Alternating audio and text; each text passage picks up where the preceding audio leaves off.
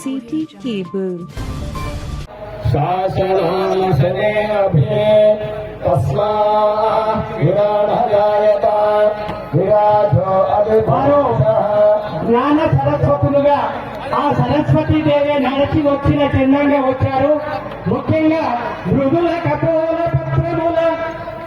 కపోల పత్రముల మీదికి నువ్వెడు మండలములను పొదగిన రత్న దీదితులు మోసులు దాటి ప్రభాత నీరజ హృదయములైన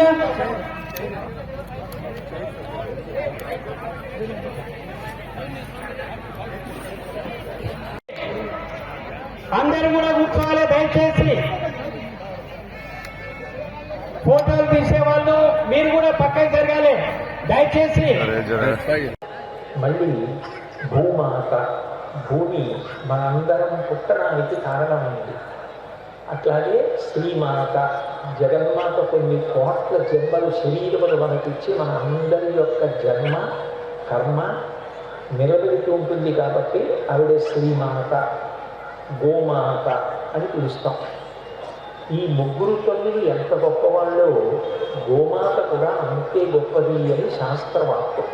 మహాభారతంలో అనుశాసనిక పర్వంలో భీష్మాచార్యుల వారు అంపశయ్య మీద పడుకుని మాట్లాడుతూ అంటారు, తుల్య నామాని దేయాని క్రీడి తుల్య ఫలాని చ సర్వకామ ఫలాని గావ పృథ్వీ సరస్వతి అంటారు. ఈ లోకంలో మూడు పేర్లతో పిలువబడుతుంటాయి, మూడు రూపాలుగా కనపడుతుంటాయి. మూడు రూపాలుగా కనపడుతున్నా, మూడు పేర్లతో పిలవబడుతున్నా నిజానికి అవి మూడు వస్తువులుగా మన కంటికి కనపడుతున్నప్పటికీ, మూడు రూపాలుగా కనపడుతున్నప్పటికీ మూడు ఇచ్చేటటువంటి ఫలితం మాత్రం ఒక్కటే. మూడిటికి సమాన స్థాయి, అంత గొప్ప స్థాయి కలిగినది. తుల్య నామాని దేయాన్ని క్రీడి తుల్య ఫలాన్ని చ సర్వకామ ఫలానీహ. ఇది ఇస్తుంది, ఇది ఇవ్వదు అన్న భేదం లేకుండా అందరికీ అన్నిటినీ ఇవ్వగలిగినటువంటిది ఏది అంటే గావ, మొట్టమొదటిది ఆవు. పృథ్వీ భూమి సరస్వతి శ్రీమాత. పృథ్వీ నేను గోపుని గురించి చెప్పేసే వస్తాను. పృథ్వీ భూమి చాలా చాలా గొప్పది. ఎందుకంటే ఈ భూమిలోంచి ఎంత పంట పండుతుందో, ఎన్ని తరాల నుంచి, ఎన్ని వేల సంవత్సరాల నుంచి ఎంతమంది ఈ భూమిలోంచి వచ్చినటువంటి ఆహారాన్ని తిన్నారో. ఈ భూమికి వసుంధర అని పేరు. సమస్త భోగాలకి, సమస్త సుఖాలకి ఈ భూమి కారణం. ఈ భూమిలోంచే అనేక ఖనిజములు వస్తున్నాయి. ఒకడు ఒక వాహనంలో వచ్చాడు అంటే ఆ వాహనం తయారు చేయడానికి కావలసినటువంటి లోహం అంతా కూడా భూమిలోంచి వస్తుంది. వాహనం నడపడానికి కావలసినటువంటి ఇంధనం భూమిలోంచి వస్తుంది. మనందరం బ్రతకడానికి కావలసినటువంటి అన్నం భూమిలోంచి వస్తుంది. అన్నం తిన్న కారణం చేతనే ఈ సృష్టి ఏర్పడుతుంది. అన్నం తిన్న కారణం చేతనే ప్రాణులు నిలబడుతుంది. చివరికి అన్నం వల్లనే శరీరం కోల్పోతారు. తినకూడనిది తినవద్దు అని వైద్యులు చెప్తారు. కానీ చిత్తభ్రాంతి చేత, జిహ్వచాపల్యం చేత ఏది తినకూడదో అది తిన్న కారణం చేత అదే విషంగా మారి శరీరాన్ని తినేస్తుంది. అందుకే అన్నమే సృష్టికర్త, అన్నమే స్థితికర్త, అన్నమే లయకర్త. ఆ అన్నము భూమిలో చూసుకోవాలి. అన్నా భవంతి భూతాని పర్జన్యా సంభవ యజ్ఞాద్భవతి పర్జన్యో యజ్ఞకర్మసముద్భవం ఏవం ప్రవర్తితం చక్రమానువర్తయతీహయ హాయోహం అర్ధసజీవతి అంటే కృష్ణపరమాత్మ భగవద్గీతలో అన్నాద్భవంతి భూతాని. అన్నము చిన్న కారణం చేత అది పురుషుని యందు శుక్రముగా మారుతుంది, స్త్రీ యందు శోభితముగా మారుతుంది. ఈ శుక్రశోభితములు రెండు కలిసినటువంటి కారణం చేత పునరుత్పత్తి జరిగి సంతానము కలుగుతారు. అంటే సృష్టి జరగడానికి కారణం ఎవరు అంటే అన్నం. అన్నం తినకపోతే, శుక్రశోభితములు ఏర్పడకపోతే కొత్తగా ప్రాణులు పుట్టే అవకాశం లేదు. అట్లా ప్రాణులు పుట్టడానికి అవకాశం ఇచ్చి ఈ భూమి. పుట్టినటువంటి ప్రాణులు బ్రతకాలి అంటే తినాలి. అలా తినడానికి కావలసిన పంటలన్నింటినీ కూడా ఇచ్చేది భూమి. మనిషి శరీరం పడిపోయిన తర్వాత ఆర్థికుని చెప్పునైనా ఇంట్లో ఉంచుకుంటారేమో కానీ పడిపోయిన తర్వాత శరీరాన్ని ఊపిరి ఆడిపోయిన తర్వాత అంటే ఇంట్లో మాత్రం ఉంచుకోరు. మళ్ళీ దాన్ని ఎవరు తీసుకుంటారు అంటే భూమి మాత్రం తీసుకుంటారు. అందుకే మన పుట్టుక మనం బ్రతకడానికి కారణమైనది భూమి. మనం ఈ భోగాలు భరించడానికి కారణమైనది భూమి. చిట్ట చివర శరీరం పడిపోతే తనలోక కలుపుకునేది భూమి. అందుకే భూమి కన్నా గొప్పది లోకంలో ఇంకొకటి లేదు. దానిలో బుద్ధిదానం చాలా గొప్పది అని ఎందుకంటే భూమిని దానం చేస్తే ఆ భూమి మీద నివసిస్తాడు. ఓ ఇల్లు కట్టాడు, ఆ భూమి మీదే పంట పండించుకొని వచ్చేటువంటి పంట తిని జీవిస్తాడు. ఆ భూమి లోపల ఉన్నటువంటి ఐశ్వర్యాన్ని అంతటినీ కూడా కమవిగా చేసుకుని అనుభవించి వృద్ధిలోకి వస్తాడు. అందుకే భూమి అంత గొప్పది. అంత గొప్పదైనటువంటి భూమి మన అందరికీ కూడా మాతృస్థానీయ అంటే అమ్మ ఎట్లా ఉంటుందో అట్లా ఉండి మన అందరినీ వృద్ధిలోకి తీసుకొస్తున్నటువంటిది భూమి. అట్లాగే తుల్య నామాన్ని దేయాన్ని ప్రీతి తుల్య ఫలాన్ని చ సర్వకామ ఫలానీహ గావ పృథ్వీ సరస్వతి. మూడవది శ్రీమాత. శ్రీమాత అంటే సరస్వతి అనండి, పార్వతి అనండి, లక్ష్మి అనండి, వీటన్నిటికీ కారణం ఏది అంటే ఒక్క మనిషికి మాత్రమే తెలుసుకునే అధికారాన్ని భగవంతుడు ఇచ్చాడు. బుద్ధి 84 లక్షల జీవరాశుల్లో మిగిలిన ఏ ప్రాణికి భగవంతుడు ఇవ్వలేదు. భగవంతుడు బుద్ధి ఇచ్చింది ఒక్క మనిషికి ఇచ్చాడు. బుద్ధి ఇచ్చాడు కాబట్టి, వాక్కు ఇచ్చాడు కాబట్టి ఈ రెండింటిలో మనిషి ఎంత గొప్ప ప్రయోజనమైనా సాధిస్తాడు. ఏ కొత్త విషయాన్నైనా చదివి తెలుసుకుంటాడు, ఏ కొత్త విషయాన్నైనా విని తెలుసుకుంటాడు, ఏ కొత్త విషయాన్నైనా చూసి తెలుసుకుంటాడు. తాను తెలుసుకున్నదిలో అది మాటల చేత ఇతరులకు ప్రబోధన చేస్తాడు. అందుకే వాక్కు అగ్నిహోత్రం. మిగిలిన ఏ ప్రాణికి మాట లేదు. మాట ఉన్నది మనుష్యునికి ఒక్కడికి. ఆ మాట చేత మనిషి తరించిపోతాడు. భగవన్ నామం నిరంతరం పలకడం అలవాటైన వ్యక్తి ఎవరున్నాడో ఆయన కేవలము ఆ భగవన్నామాన్ని ఉచ్చరించినటువంటి కారణం చేత ఇక మళ్ళీ పుట్టవలసిన అవసరాన్ని పోగొట్టుకుంటున్నాడు. అందుకే నామస్మరణ ధనోపాయం దహిపస్యామో భవతాన్ని అంటారు కలియుగంలో. నామస్మరణ కన్నా గొప్పది ఇంకొకటి లేదు. భగవంతుని యొక్క నామం పలకడం ఒక్క మనుష్యులకు మాత్రమే సాధ్యం. అయినా అందరూ భగవన్నామాన్ని పలకగలరా అంటే అక్కడలేని మాటలు మాట్లాడడానికి వెచ్చించిన సమయంతో పోలిస్తే నిజానికి భగవంతుని యొక్క నామం పలకడానికి, భగవంతుని యొక్క వైభవం కీర్తించడానికి మనం ఉపయోగించేటటువంటి సమయం అంటే నాభూతి గారు ఉపయోగించేటటువంటి సమయం చాలా తక్కువ. అందుకే నేను పలుకుతాను అంటే పలకలేదు. భగవంతుని యొక్క అనుగ్రహం కలిగితే భగవంతుడు నా చేత భగవన్నామాన్ని పలికిస్తే పలికి ధరించాలి తప్ప నేనేదో భగవన్నామాన్ని పలుకుతాను అంటే పలకగలిగినంత వైభవం అనుభవిందని చెప్పడం కష్టం. అందుకే రామదాస్ గారు చేస్తూ మాట్లాడతారు. అరుణకు అవిభీషణున కద్రిజకున్ తిరుమంత్రరాజమై కరికి నహల్యకును ద్రుపదకల్యకు నాకి ధరించుమై భరతుని నీ పతితపావన నామము నాకు జిహ్వపై నిరంతరము నటింపచేయుమి కదా శరథి కరుణాపయోనిధి అంటారు. ఓ రామచంద్ర, మీ నామం చాలా చాలా గొప్పది.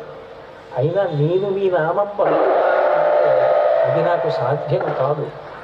మీ నామాన్ని నా చేత పలికించి నన్ను తరింపచేయండి అంటారు. భగవంతుని యొక్క నామం పలకడం అంత గొప్ప విషయం. అటువంటి నామం పలకడానికి వీలైనటువంటి కంఠాన్ని, కంఠంలో స్వరపీఠికని భగవంతుడు ఒక్క మనుష్యుడికి ఇచ్చాడు.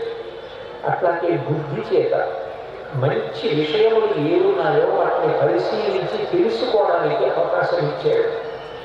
అట్లాగే చెవులు భద్రం కర్ణీ శృణ్యామ దేవాహ అంటారు. మా చెవులు భద్రముగా ఉండుగాక. ఈ చెవుల ద్వారా ఎన్నో విషయాలు తెలియని వింటూ ఉంటాం. అలా విన్న కారణం చేత తెలియనివి మనకి తెలిసి వాటిని మనం అనుష్ఠాన పర్యంతంలోకి తెచ్చుకొని వృద్ధిలోకి రావడానికి కారణం కలుగుతుంది. అంత గొప్ప మనుష్య జన్మని భగవంతుడు భగవంతుడు మనకిచ్చాడు. అందుకే జంతువునాం నరజన్మ దుర్లభం అంటారు. మిగిలిన జన్మలు లభించడం సాధ్యమేమో కానీ మనుష్యుడిగా జన్మించడం సాధ్యం కాదు. ఎందుకనంటే కేవలముగా భగవంతుని యొక్క నామాన్ని చెప్పి తరించిపోతారు.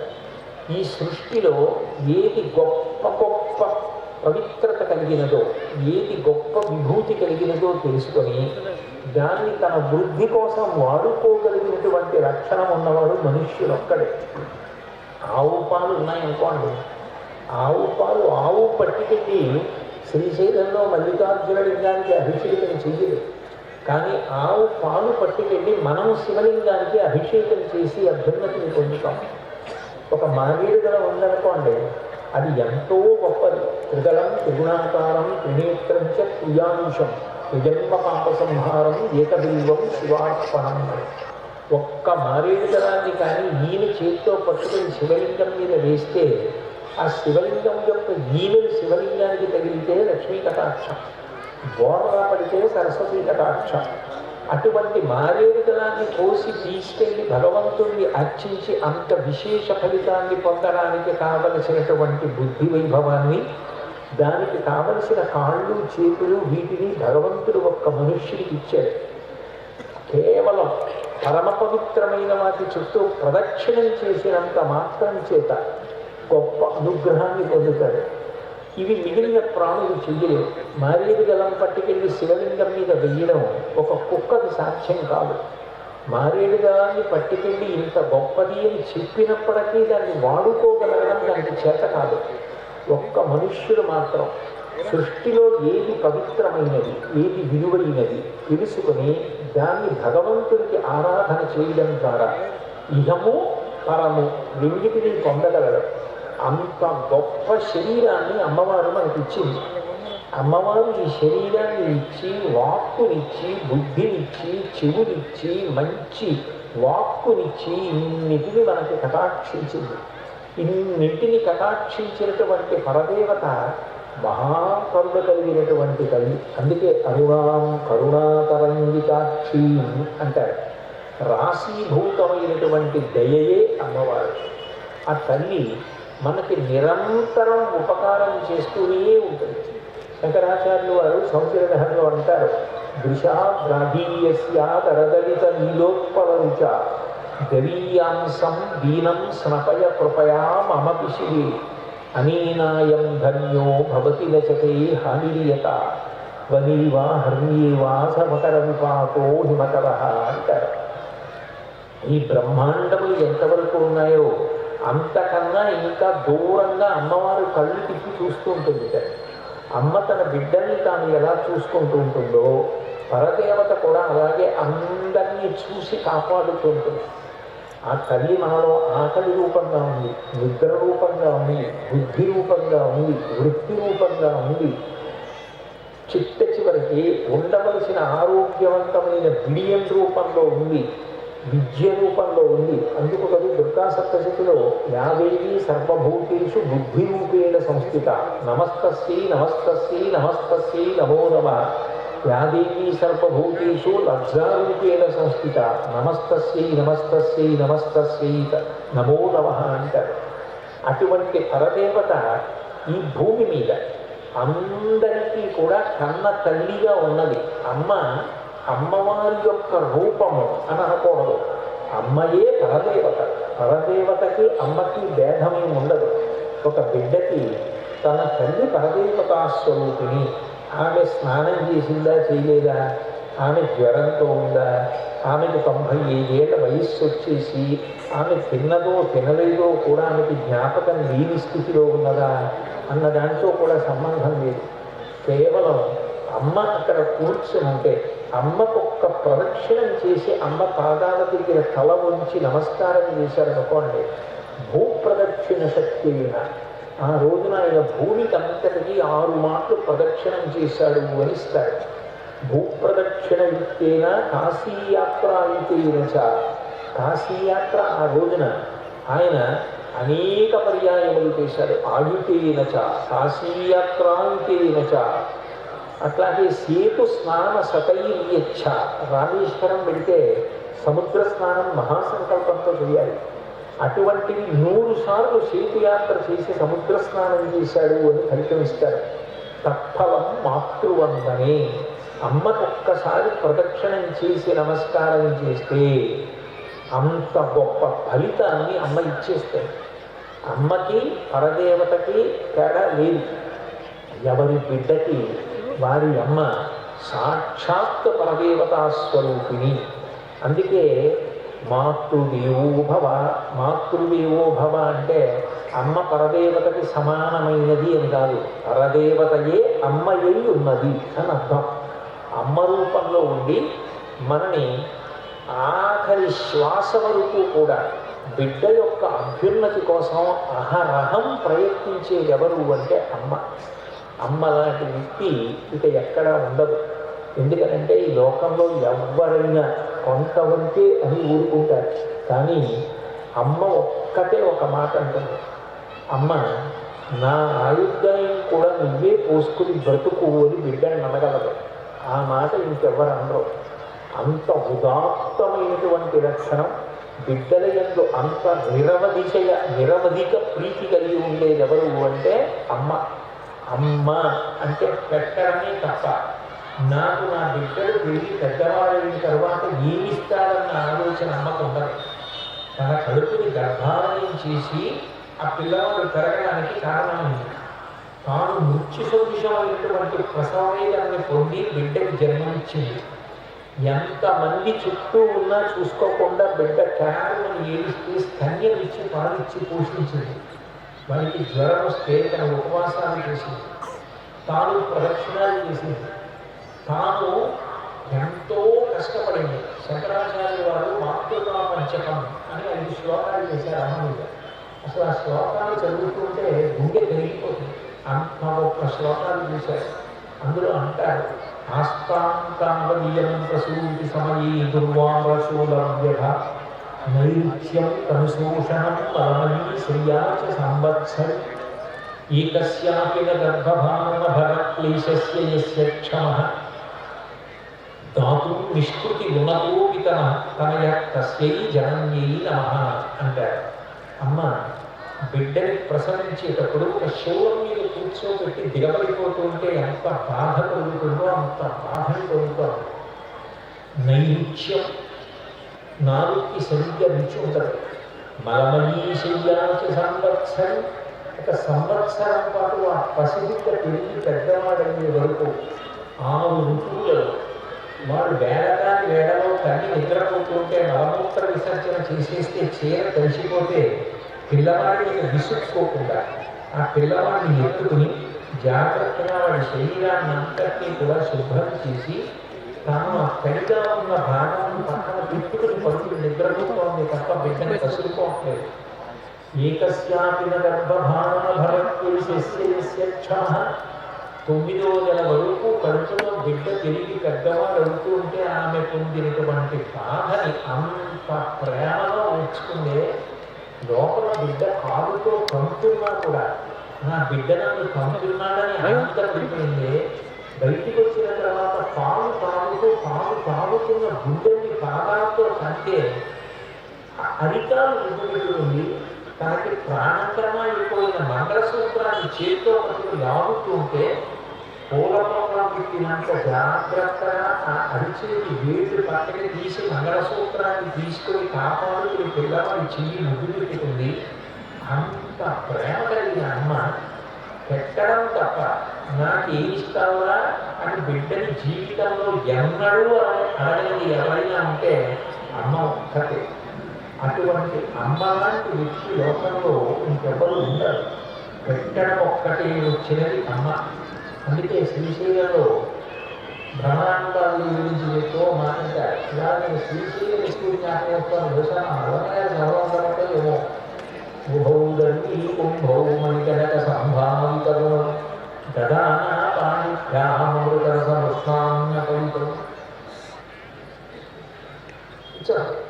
కళాభ్యా కళ్యాణీ కవిత సకనా శ్రీ విరసి శిరసస్య సౌ ప్రామర్యం బాలచివికుమవిష్టాభవిభవం అంటారు.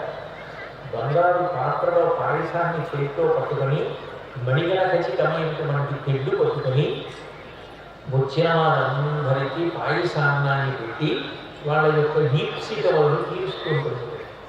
అంత గొప్పది అమ్మ, అంత గొప్పది లోకమాత, అంత గొప్పది పృథివీ భూమాత, అంత గొప్పది గోమాత.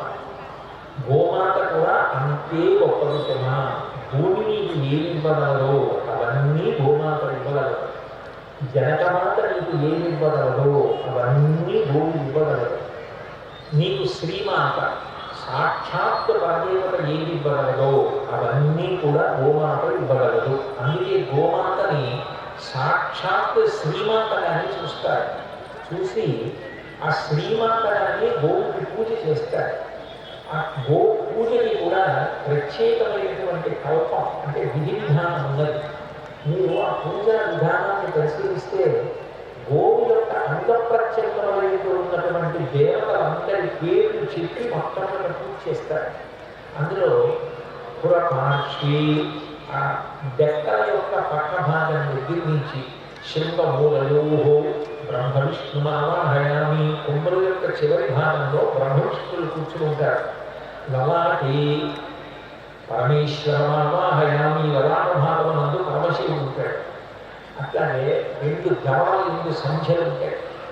అందులో 2 సూర్యచంద్రులు ఉంటారు. మహాభారతంలో భీష్మాచార్యుల వారు ధర్మాన్ని ఎవరితో చెప్తారు, సమస్త దేవతలు గోవు యొక్క శరీరం నందు కులువై ఉంటారు. అందుకే గోవు కన్నా గొప్పది లోకంలో ఇంకొకటి లేదు.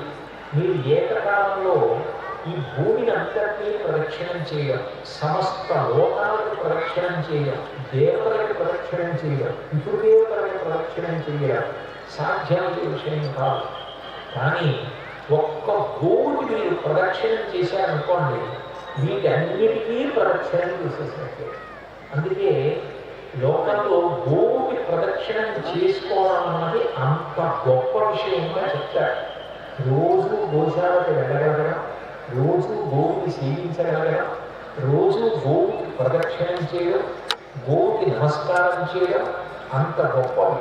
ప్రదక్షిణం అంటే సంస్కృతంలో దక్షిణం అంటే ప్రదక్షిణం అంటే ఎప్పుడూ తనకు కుడివైపునే ఉండేటట్టుగా చుట్టూ తిరిగి రావడాన్ని ప్రదక్షిణం అంటారు.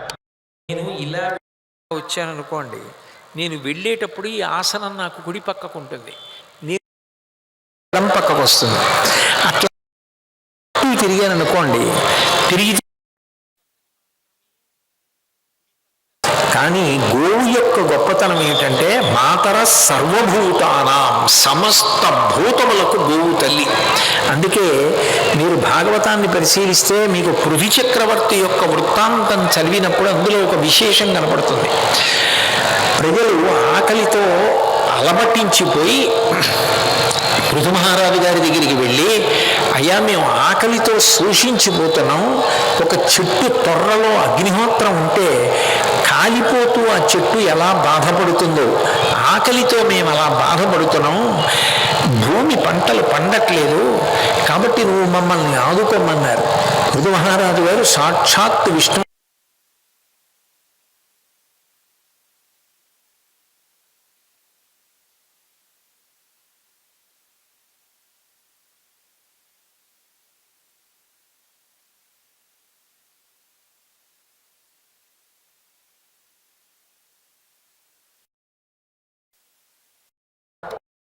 గోమాత రూపాన్ని పొంది శ్రీ మహావిష్ణువు ఉద్దేశించి ప్రార్థన చేస్తుంది.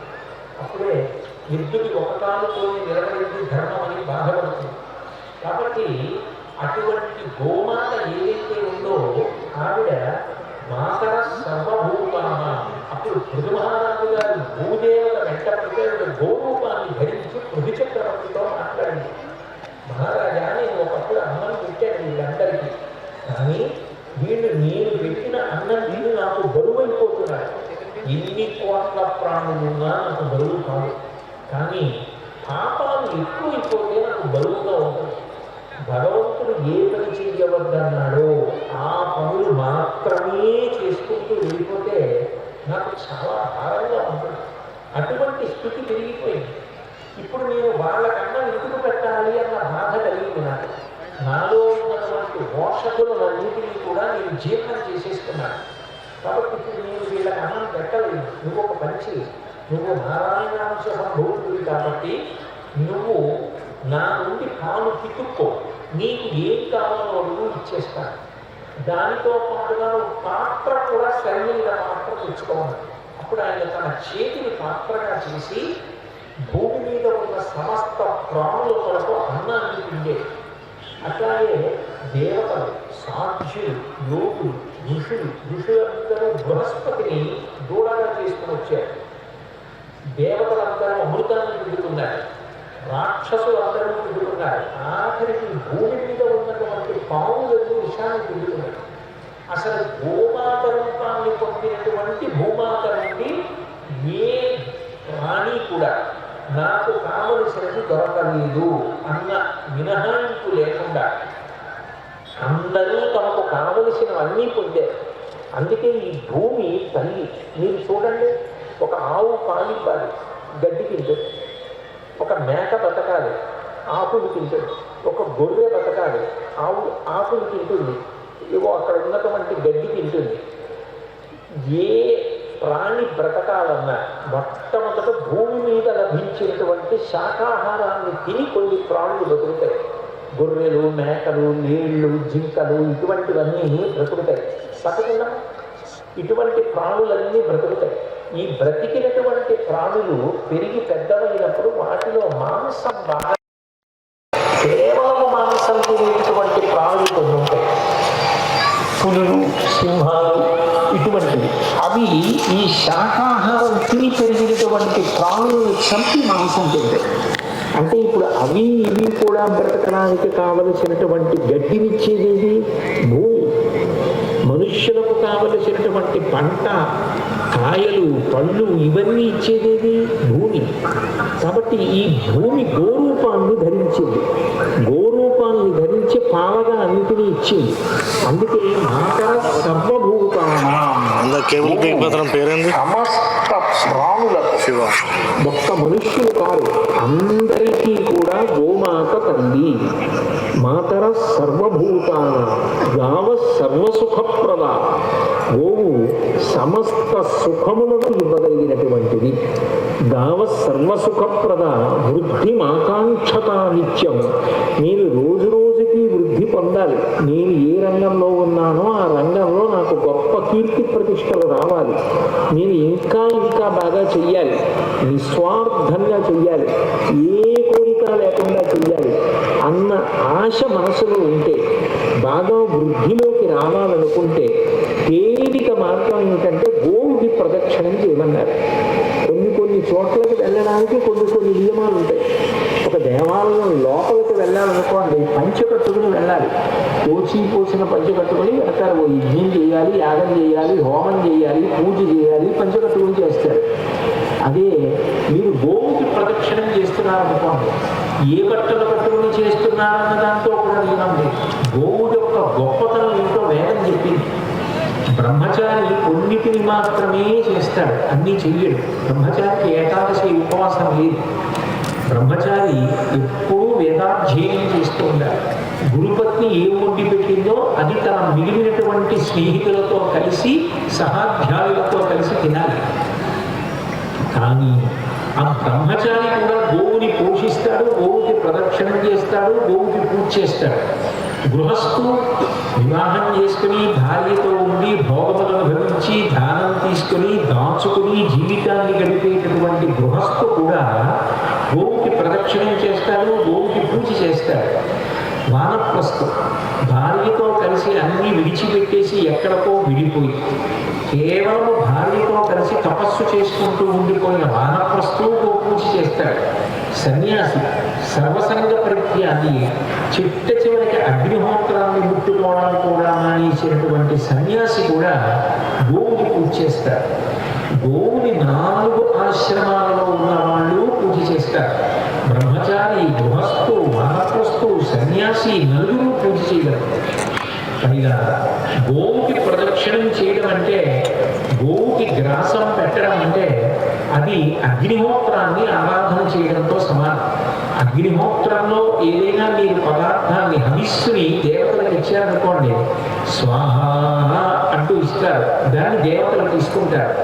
దేవతలు తీసుకుంటే వర్షం కురిపిస్తారు. వర్షం కురిపిస్తే భూమి మీద పాడి పంట. అగ్ని శ్రియం, ఏ మంచి ఫలితాలు కావాలో వాటిని అగ్నిహోత్రుడు ఇస్తాడు. ప్రియం అంటే మనసుకి ఇష్టమైనది. మనసుకి ఇష్టమైనవన్నీ మనకు వృద్ధిని కల్పించేవి కావు.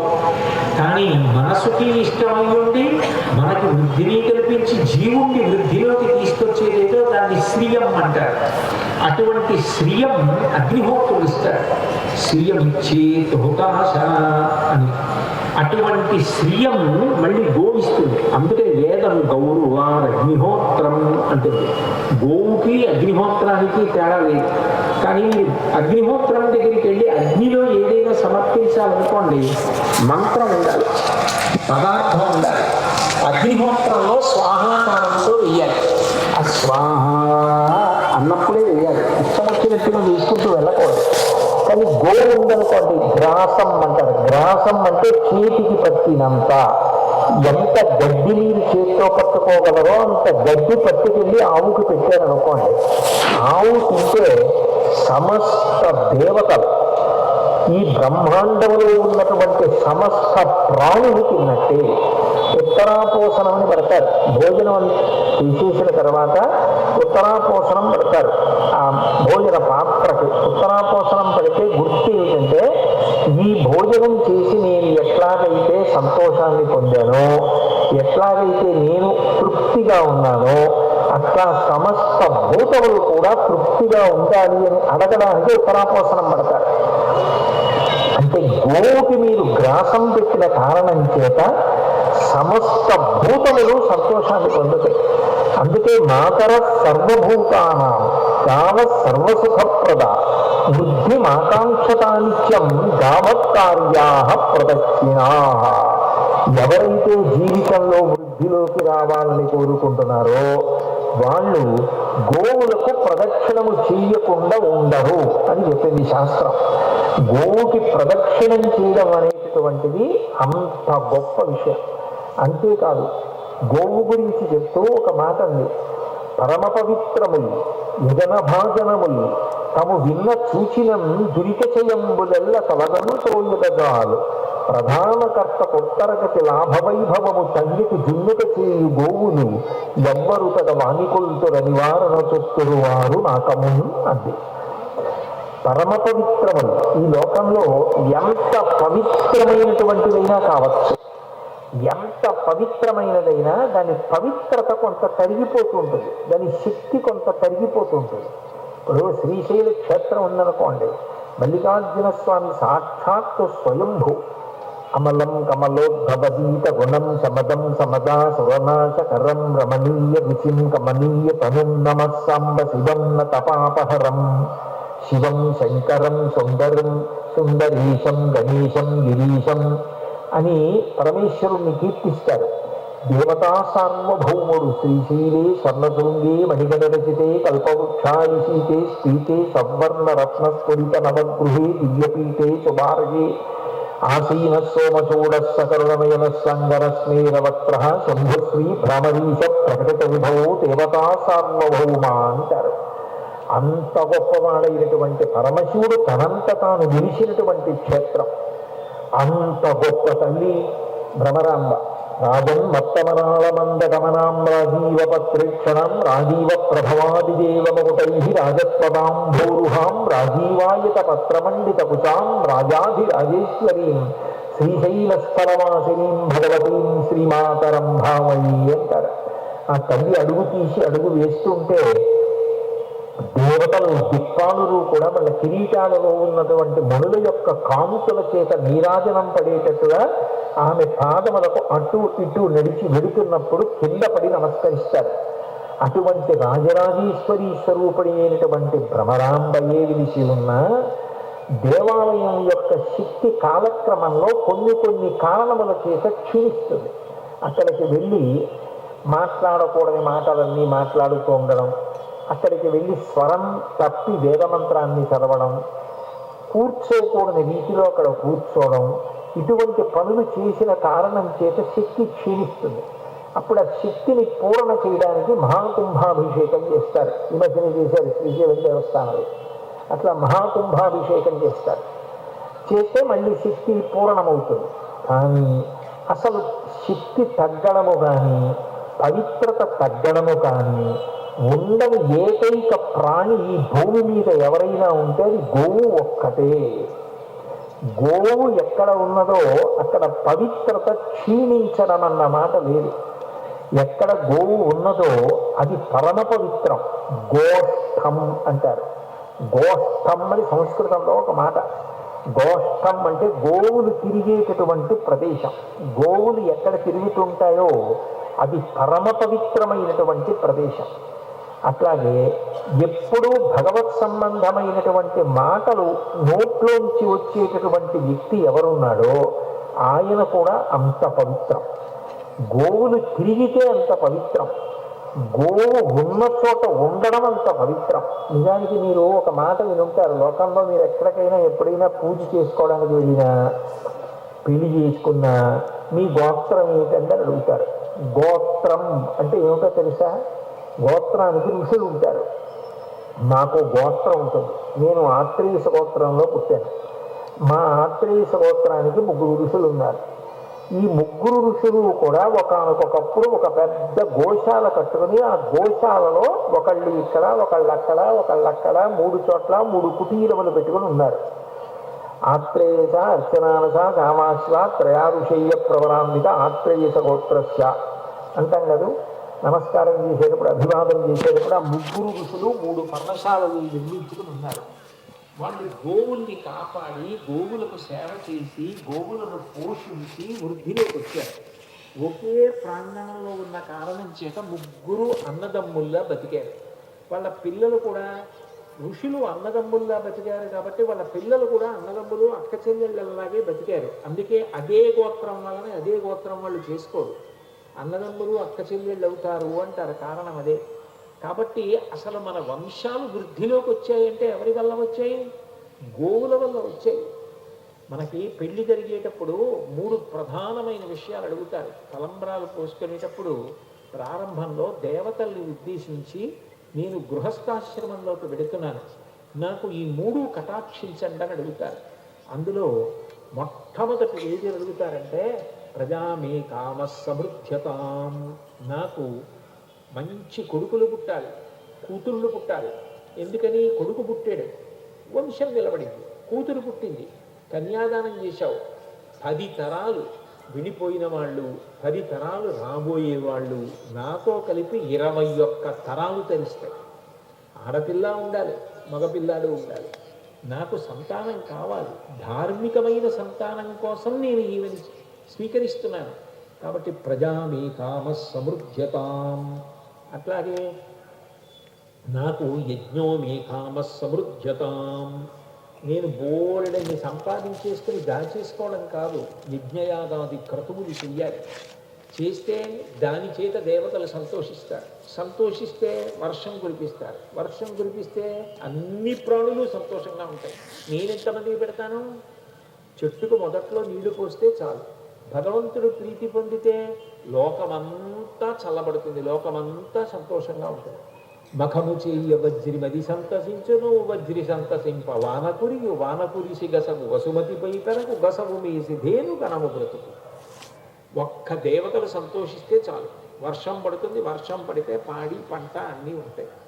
కాబట్టి వృద్ధిలోకి రావాలి అంటే నేను యజ్ఞయాగాది క్రతువులు చేయాలి. పశవో మీ కామ సమృద్ధ్యతాం. నాకు కావలసినన్ని పశువులు ఉండాలి, రథములు ఉండాలి, గుర్రాలు ఉండాలి, ఏనుగులు ఉండాలి, నాకు అన్నీ ఉండాలి. క్షుత్పిపాసామలాం జ్యేష్ఠాం అలక్ష్మీర్నాశయాం యహం అని అడుగుతారు శ్రీ సూక్తంతో పూజ చేసేటప్పుడు. నాకేం కావాలి అంటే క్షుత్. నాకు ఆకలి వేస్తే వెంటనే నేను తినడానికి పదార్థం దొరకాలి. ఎందుకని? దరిద్రం అంటే 2 రకాలుగా ఉంటుంది. ఆకలి వేసినప్పుడు తినడానికి దొరకకపోవడం దరిద్రం, ఆకలి వేసినప్పుడు తినడానికి ఖాళీ లేకపోవడం దరిద్రం.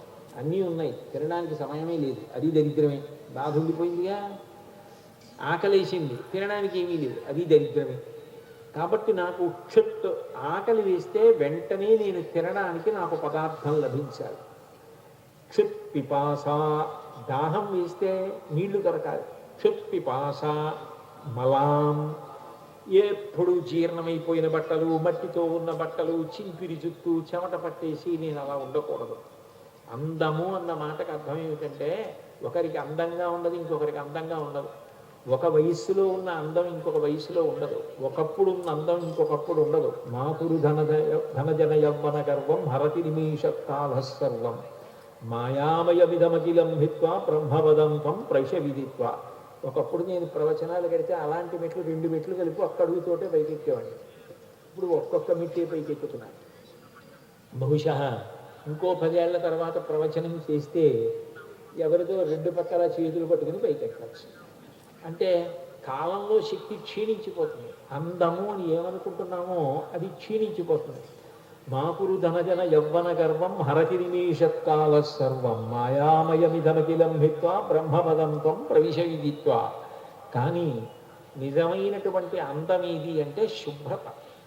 నేను శుభ్రంగా ఉండాలి. శుభ్రం బయటికొక్కటి కాదు, లోపల కూడా. బాహ్యాభ్యంతర శౌచం అంటారు. అది నాకు కావాలి. అది లక్ష్మీదేవి అంటే. కాబట్టి క్షుత్ పిపాసాం మలాం జ్యేష్ఠాం. మా లక్ష్మీదేవి నీకన్నా పెద్ద ఆవిడుంది, ఆవిడ దరిద్ర దేవత. ఆ అలక్ష్మి పరిహరింపబడాలి. క్షుత్ పిపాసామలాం జ్యేష్ఠాం అలక్ష్మీర్నాశయామ్యహం అభూతిమసమృద్ధించ సర్వాన్ నిర్నుదమే గృహాత్. అభూతి అసమృద్ధి ఎన్నో ఉన్నా లేదన్న భావన, జ్ఞానము ఉండవలసినది లేకపోవడం, ఈ 2 లేవన్నది పోయి 2 ఉండాలి. నాకు ఈ 2 ఉండేటట్టుగా నన్ను అనుగ్రహించు. ఇది లక్ష్మీదేవి యొక్క అనుగ్రహము అని పిలుస్తారు.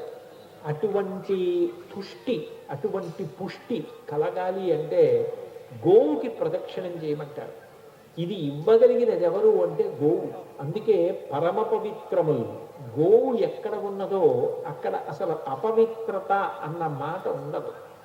మీరు ఒక స్వయంభూ క్షేత్రంలో కూర్చుని చేస్తే వచ్చే ఫలితం ఏదో అది గోశాలలో కూర్చుని చేసుకున్నా వస్తుంది.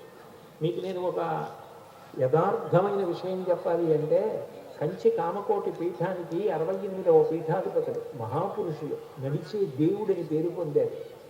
సాక్షాత్ వీరొక శంకరాచార్యుల వారు.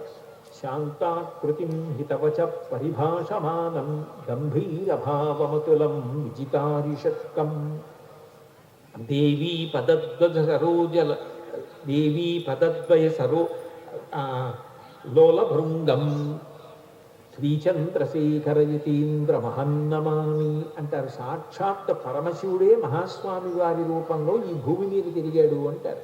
జడలు వీడి బాగా చంద్రుడి విడనాడి గౌరి వీడి మరియు గంగ వీడి భువిని వెలసినట్టి భవుడవు నీవందు చంద్రశేఖరేంద్ర సంయమీంద్ర అంటారు.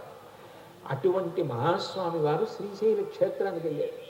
శ్రీశైల క్షేత్రానికి వెడితే రాత్రి ఆయన ఎక్కడ పడుకుంటారు అని చూస్తున్నారు. ఏదో చిన్న పాకలోనో ఎక్కడో పడుకుంటారు. ఆయన వెతుక్కుంటూ అలా ఇలా తిరిగి చివరికి కామకోటి వారి గోశాలు ఉండేవి. ఇప్పుడు అన్ని లేవు అక్కడ గోవులు. ఆ గోశాలలో ఒక ఆవు పక్కకి వెళ్ళి పడుకొని నిద్రపోయారు.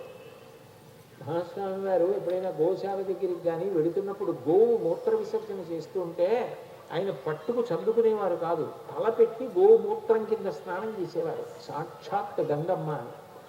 గోవు ఎక్కడ అడుగు తీసి అడుగు వేస్తుందో ఆ ధూళి పవిత్ర, అందుకని దాన్ని తీసి తల మీద చల్లుకుంటారు. పరమ పవిత్రములు. గోవు ఉంటే చాలు పవిత్రం. గోవు అక్కడ ఉండి, గోవు తిని, గోవు మలమూత్రములు విసర్జిస్తూ ఎక్కడ ఉంటుందో ఆ భూమి అంతా కూడా అంత పవిత్రమైపోతుంది. పరమ పవిత్రములు, యజనభాజనములు. అసలు ఈ లోకం నిలబడాలి అంటే ధర్మచక్రం తిరగాలి. ధర్మచక్రం తిరగాలి అంటే యజ్ఞం జరగాలి. యజ్ఞం జరగాలి అంటే అగ్నిహోత్రంలోకి మనకి పంట వచ్చినప్పుడు మనం ఆ పంటతోటి హవిస్సిస్తాం. స్వాహ అంటూ అగ్నిహోత్రుడు అది పట్టుకెళ్ళి దేవతలకు ఇస్తాడు. అది తిన్న దేవతలు సంతోషించి వర్షం కురిపిస్తారు. వర్షం వలన పాడి పంట. మళ్ళీ మనకు ఐశ్వర్యం కలిగింది కాబట్టి మళ్ళీ యజ్ఞం. అంటే ఈ ధర్మచక్రం తిరగాలి అంటే, యజ్ఞం చెయ్యాలి అంటే మొట్టమొదట ఏది ఉండాలి అంటే కేవలముగా ఆవు నెయ్యి అవసరం. ఆవు నెయ్యి లేదనుకోండి, అసలు మీరు హోమం ఎలా చేస్తారు? ఆవు నెయ్యి లేకుండా, ఆజ్యం లేకుండా మీరు హోమం చేయలేరు. హోమం చేయడానికి ఆవు నెయ్యి లేనప్పుడు అసలు దేవతలకు హవిస్సు అందడం అన్న మాట లేనే లేదు. అంటే ధర్మచక్రం తిరగాలి అంటే గోవు ఉండి తీరాలి. అందుకే గోవుని రక్షించడం, గోవుని పోషించడం అంటే ధర్మదేవతని పోషించడం, ధర్మచక్రాన్ని నిలబెట్టడం. అందుకే సమస్త దేవతలు సంతోషించడానికి కారణం గోవుని పోషించడమే అన్నారు పెద్దలు. ధర్మసూత్రములని 32 సూత్రములు చెప్తారు. వాటిని సంక్షేపం చేసి 16 చెప్తారు. అందులో ఒకటి ఏది చెప్తారంటే, పితృదేవతలు కూడా సంతోషించాలి అంటే గరుకు స్తంభం వేయమంటారు గోశాలు. గరుకు స్తంభాలంటే అవి చూడడానికి శివలింగాల్లో ఉంటాయి, గరుగ్గా ఉంటాయి. ఆవుకి దురద పెడితే ఎక్కడైనా గోక్కోగలదు, కానీ మెడ కింద గంగడోలు అంటారు. అది దురద పెడితే దానికి గోక్కోవడం కష్టం. అందుకని గరుకు స్తంభం వేస్తే ఆ మెడ కింద ఉన్న గంగడోల్ని దాని చేసి రుద్దుతుంది. రుద్దినప్పుడు ఎన్ని వెంట్రుకలు పడిపోయాయో అన్ని వేల సంవత్సరములు పితృదేవతల్ని స్వర్గలోకానికి పంపిస్తారంటారు. ఆ గరుకు స్తంభం గోశాలలో వేయడం అంత గొప్ప. అందుకే మా దగ్గర కాకినాడలో గోశాలలో అన్ని చోట్ల గరుకు స్తంభాలు ఉంటాయి. గరుకు స్తంభాలు ఎవరో ఒక్కళ్ళతోటి వేయించాం. గరుకు స్తంభం వెయ్యాలంటే రూపాయి ఉన్నవాడు రూపాయి ఇస్తాడు, పావలా ఉన్నవాడు పావలా ఇస్తాడు. ఎవరెంత ఇచ్చాడు నేను చూడం. అక్కడ ఒక డబ్బా పెట్టి అందులో వేయమని ఆ డబ్బుతో గరుకు స్తంభం వేస్తాం. అందరికీ ఆ ఫలితం అందాలని. కాబట్టి ఆవుకి చేసేటటువంటి సేవ అంత గొప్పది. కాబట్టి పరమ పవిత్రముల్ యజనభాజనముల్. అసలు ఆవు లేకుండా యజ్ఞం ఎలా జరుగుతుంది? యజ్ఞం జరగదు. పైగా వాతావరణం అంతా కూడా పరిశుద్ధి పొందడానికి కారణం గోవు యొక్క పిడకలలోంచి వచ్చేటటువంటి పొగ. భోపాల్లో విషవాయువు విడుదలైనప్పుడు అక్కడికి దగ్గరలో ఉన్న ఒక ఇంట్లో హోమం జరుగుతోంది. ఆ హోమం జరుగుతున్నప్పుడు అందులో నుంచి పొగొచ్చింది. దానికి తోడు వేదమంత్రములు చదువుతున్నారు. ఈ మంత్రశక్తి, శబ్దశక్తి, శబ్ద బ్రహ్మమయీ చరాచరమయీ జ్యోతిర్మయీ వాంగ్మయీ అంటారు శంకరులు మీనాక్షి స్తవంలో. ఆ మంత్రముల యొక్క శబ్దశక్తి, ఆవు పిడకలోంచి వచ్చినటువంటి పొగ, ఆ భోపాల్ విషవాయువు యొక్క ధాటికి అంతమంది మరణిస్తే ఆ ఇంట్లో హోమం చేస్తున్న వాళ్ళు బ్రతికారు. అది ఆ రోజుల్లో వార్తాపత్రికల్లో కూడా వచ్చింది. అంటే ఆవు పేడ పిడక కాలి వచ్చినటువంటి పొగ అంత గొప్పది. ఇప్పటికీ కొందరు సన్యాసులు, కొందరు అందరూ కాదు, కొందరు సన్యాసులు కేవలం ఆవు పేడతో చేసిన పిడకల మీద వండినటువంటి భోజనం మాత్రమే తింటారు తప్ప ఇతరత్రా వండినటువంటివి తినరు. ఆవు పేడ పిడకలు అంత గొప్పవి. కాబట్టి పరమ పవిత్రముల్ యజనభాజనముల్. యజ్ఞం జరగాలి అంటే ఆవు లేకుండా యజ్ఞం లేదు. యజ్ఞం లేకపోతే ధర్మచక్రం తిరగదు. పరమ పవిత్రముల్ యజనభాజనముల్. తము విన్న చూచిన, తమ గురించి విన్నా చాలు, చూసినా చాలు, ఆవు వెంటనే అనుగ్రహాన్ని ఇస్తుంది. అందుకే మీకు నేను ఇందాక చెప్పానే, పెళ్లి చేసుకునేటప్పుడు 3 ప్రధానమైనవి అడుగుతారు దేవతల్ని. అడిగి తలంబ్రాలు పోసుకుంటారు. పోసుకునేటప్పుడు ఏం చెప్తారంటే కపిలాన్ స్మారయంతు అని ఉంటుంది మంత్రభాగం. కపిల గోవుని స్మరించు. కపిల గోవు అంటే నలుపు ఎరుపు రంగు కలిసినటువంటి గోవు కపిల గోవు. అది పరమశివుని యొక్క కంటి తేజస్సు కొన్ని గోవుల మీద పడి ఆ వర్ణాన్ని పొంది. ఆ కపిల గోవుని స్మరించి అప్పుడు ఆమె కళ్ళల్లోకి చూడు, తలంబ్రాలు పొయ్యి అంటారు. అంటే గోవుని స్మరించడం అంత గొప్ప. కాబట్టి పరమ పవిత్రముల్ యజనభాజనముల్ తము విన్న చూచినం దురిత చేయంబులెల్ల తొలగంత్రోయగచాలు. గోవుని చూసిన, గోవుని మనసులో స్మరించిన, గోవుని కీర్తించిన దురితములన్నీ తొలగిపోతున్నాయి. దురిత చేయంబులెల్ల తొలగంత్రోయగచాలు. ప్రధాన కర్త కొత్తరగతి లాభవైభవము తంగటి జున్నుక చేయు గోవులు. ఎవరైతే గోవుని మనసులో స్మరిస్తూ, గోసేవ చేస్తూ, గోవు యందు భక్తి ప్రపత్తులతో ఉంటారో అట్లాంటి వారు తప్పకుండా స్వర్గలోకాన్ని పొందుతారు. వారు చేసినటువంటి పనుల వలన ఏ ఫలితాన్ని పొందాలో ఆ ఫలితాన్ని వారు పొందుతారు. కాబట్టి దురిత చేయంబులెల్ల తవగం త్రోయగజాలు ప్రధాన కర్త కొత్తరగతి లాభ వైభవము తంగిటి జున్నుగ చేయు గోవులు ఎవ్వరు తగ వామికుల్తుర నివారణ జొత్తులు వాడు రాకమును. ఎవరైతే గోవులను సేవ చేస్తున్నారో, ఎవరు గోవుల్ని స్మరిస్తున్నారో, ఎవరు గోవులను పూజిస్తున్నారో, ఎవరు గోవు యందు అటువంటి భక్తిభావాన్ని పొంది ఉన్నారో వారు ఒక గదిలోంచి ఒక గదిలోకి వెళ్ళినంత తేలికగా శరీరపతనానంతరం స్వర్గలోకానికి ఎడతాడని భీష్మాచార్యుల వారు చెప్పింది. నేను చెప్పిన ఇవన్నీ నేను సంస్కృత శ్లోకాలు తెలుగు పద్యాలు చెప్తున్నవి భారతంలోంచి వేదమంత్రాల్లోంచి చెప్తున్నాను. కాబట్టి ఆవు అంత గొప్పది. లోకంలో లక్ష్మీదేవికి శ్రీ అని పేరు. శ్రీ అంటే అందరూ ఏ తల్లి వంక చూస్తారో, ఏ తల్లి అనుగ్రహం వల్ల వృద్ధిలోకి వస్తారో అటువంటి చూపులు కలిగిన తల్లి శ్రీ. కేవలము ఆవిడ తన చూపుల చేత అంత ఐశ్వర్యాన్ని ఇచ్చేస్తుంది. ఆవిడ ఏదో చేత్తో పెట్టక్కర్లేదు, ఆవిడ ఏది చేసినా తన చూపుల చేత చేస్తుంది. ఈక్షణ శక్తి అంటారు. అంటే కేవలము చూపులు. అందుకే శంకరాచార్యుల వారు కనకధారాస్తవం చేస్తూ విశ్వామరేంద్ర పద విభ్రమదాన దక్షం, అమ్మవారు దేవేంద్రుడికి కూడా ఐశ్వర్యాన్ని ఇవ్వగలరు. ఆ ఇవ్వడం అన్నది ఎలా ఇస్తుంది అంటే చేతితో ఇవ్వగలడు. విశ్వామరేంద్ర పద విభ్రమదాన దక్షం ఆనందహేతురధికం మురవిద్విషోపి ఈశన్ని శీతతు మయిక్షణమీక్షణార్థ ఇందీవరోదర సహోదరం ఇందిరాయాహ అంటారు.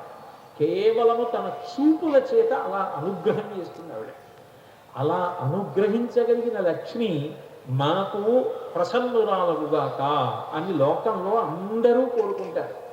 అటువంటి లక్ష్మీదేవి కూడా ఎవరి దగ్గరికి వెళ్ళి ప్రార్థన చేసింది అంటే గోవు దగ్గరికి వెళ్ళి ప్రార్థన చేసింది.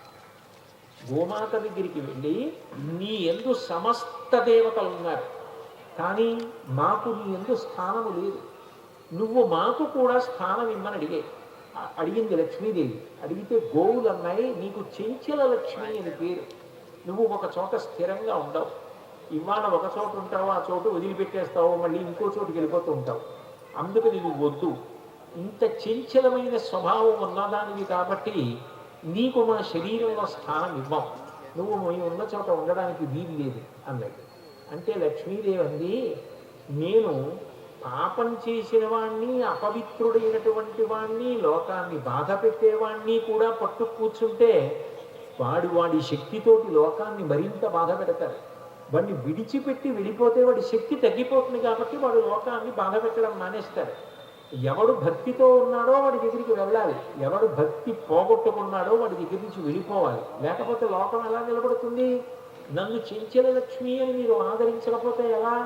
కాబట్టి నాకు స్థానం ఇవ్వండి అని అడిగితే అప్పుడు గోవులు చెప్పే మామూత్ర పురీషంబులు భామా వేదంబులెరుగు పరమ పావనములు కావున మీరా మేలుగు వస్తువులను ప్రీతి ధామములయ్యుండుము ఇంపు తలకొనమాకు అన్నాయి. పరమ పవిత్రములు. ఈ లోకంలో 84 లక్షల జీవరాశులు ఉన్నాయని చెప్తోంది శాస్త్రం.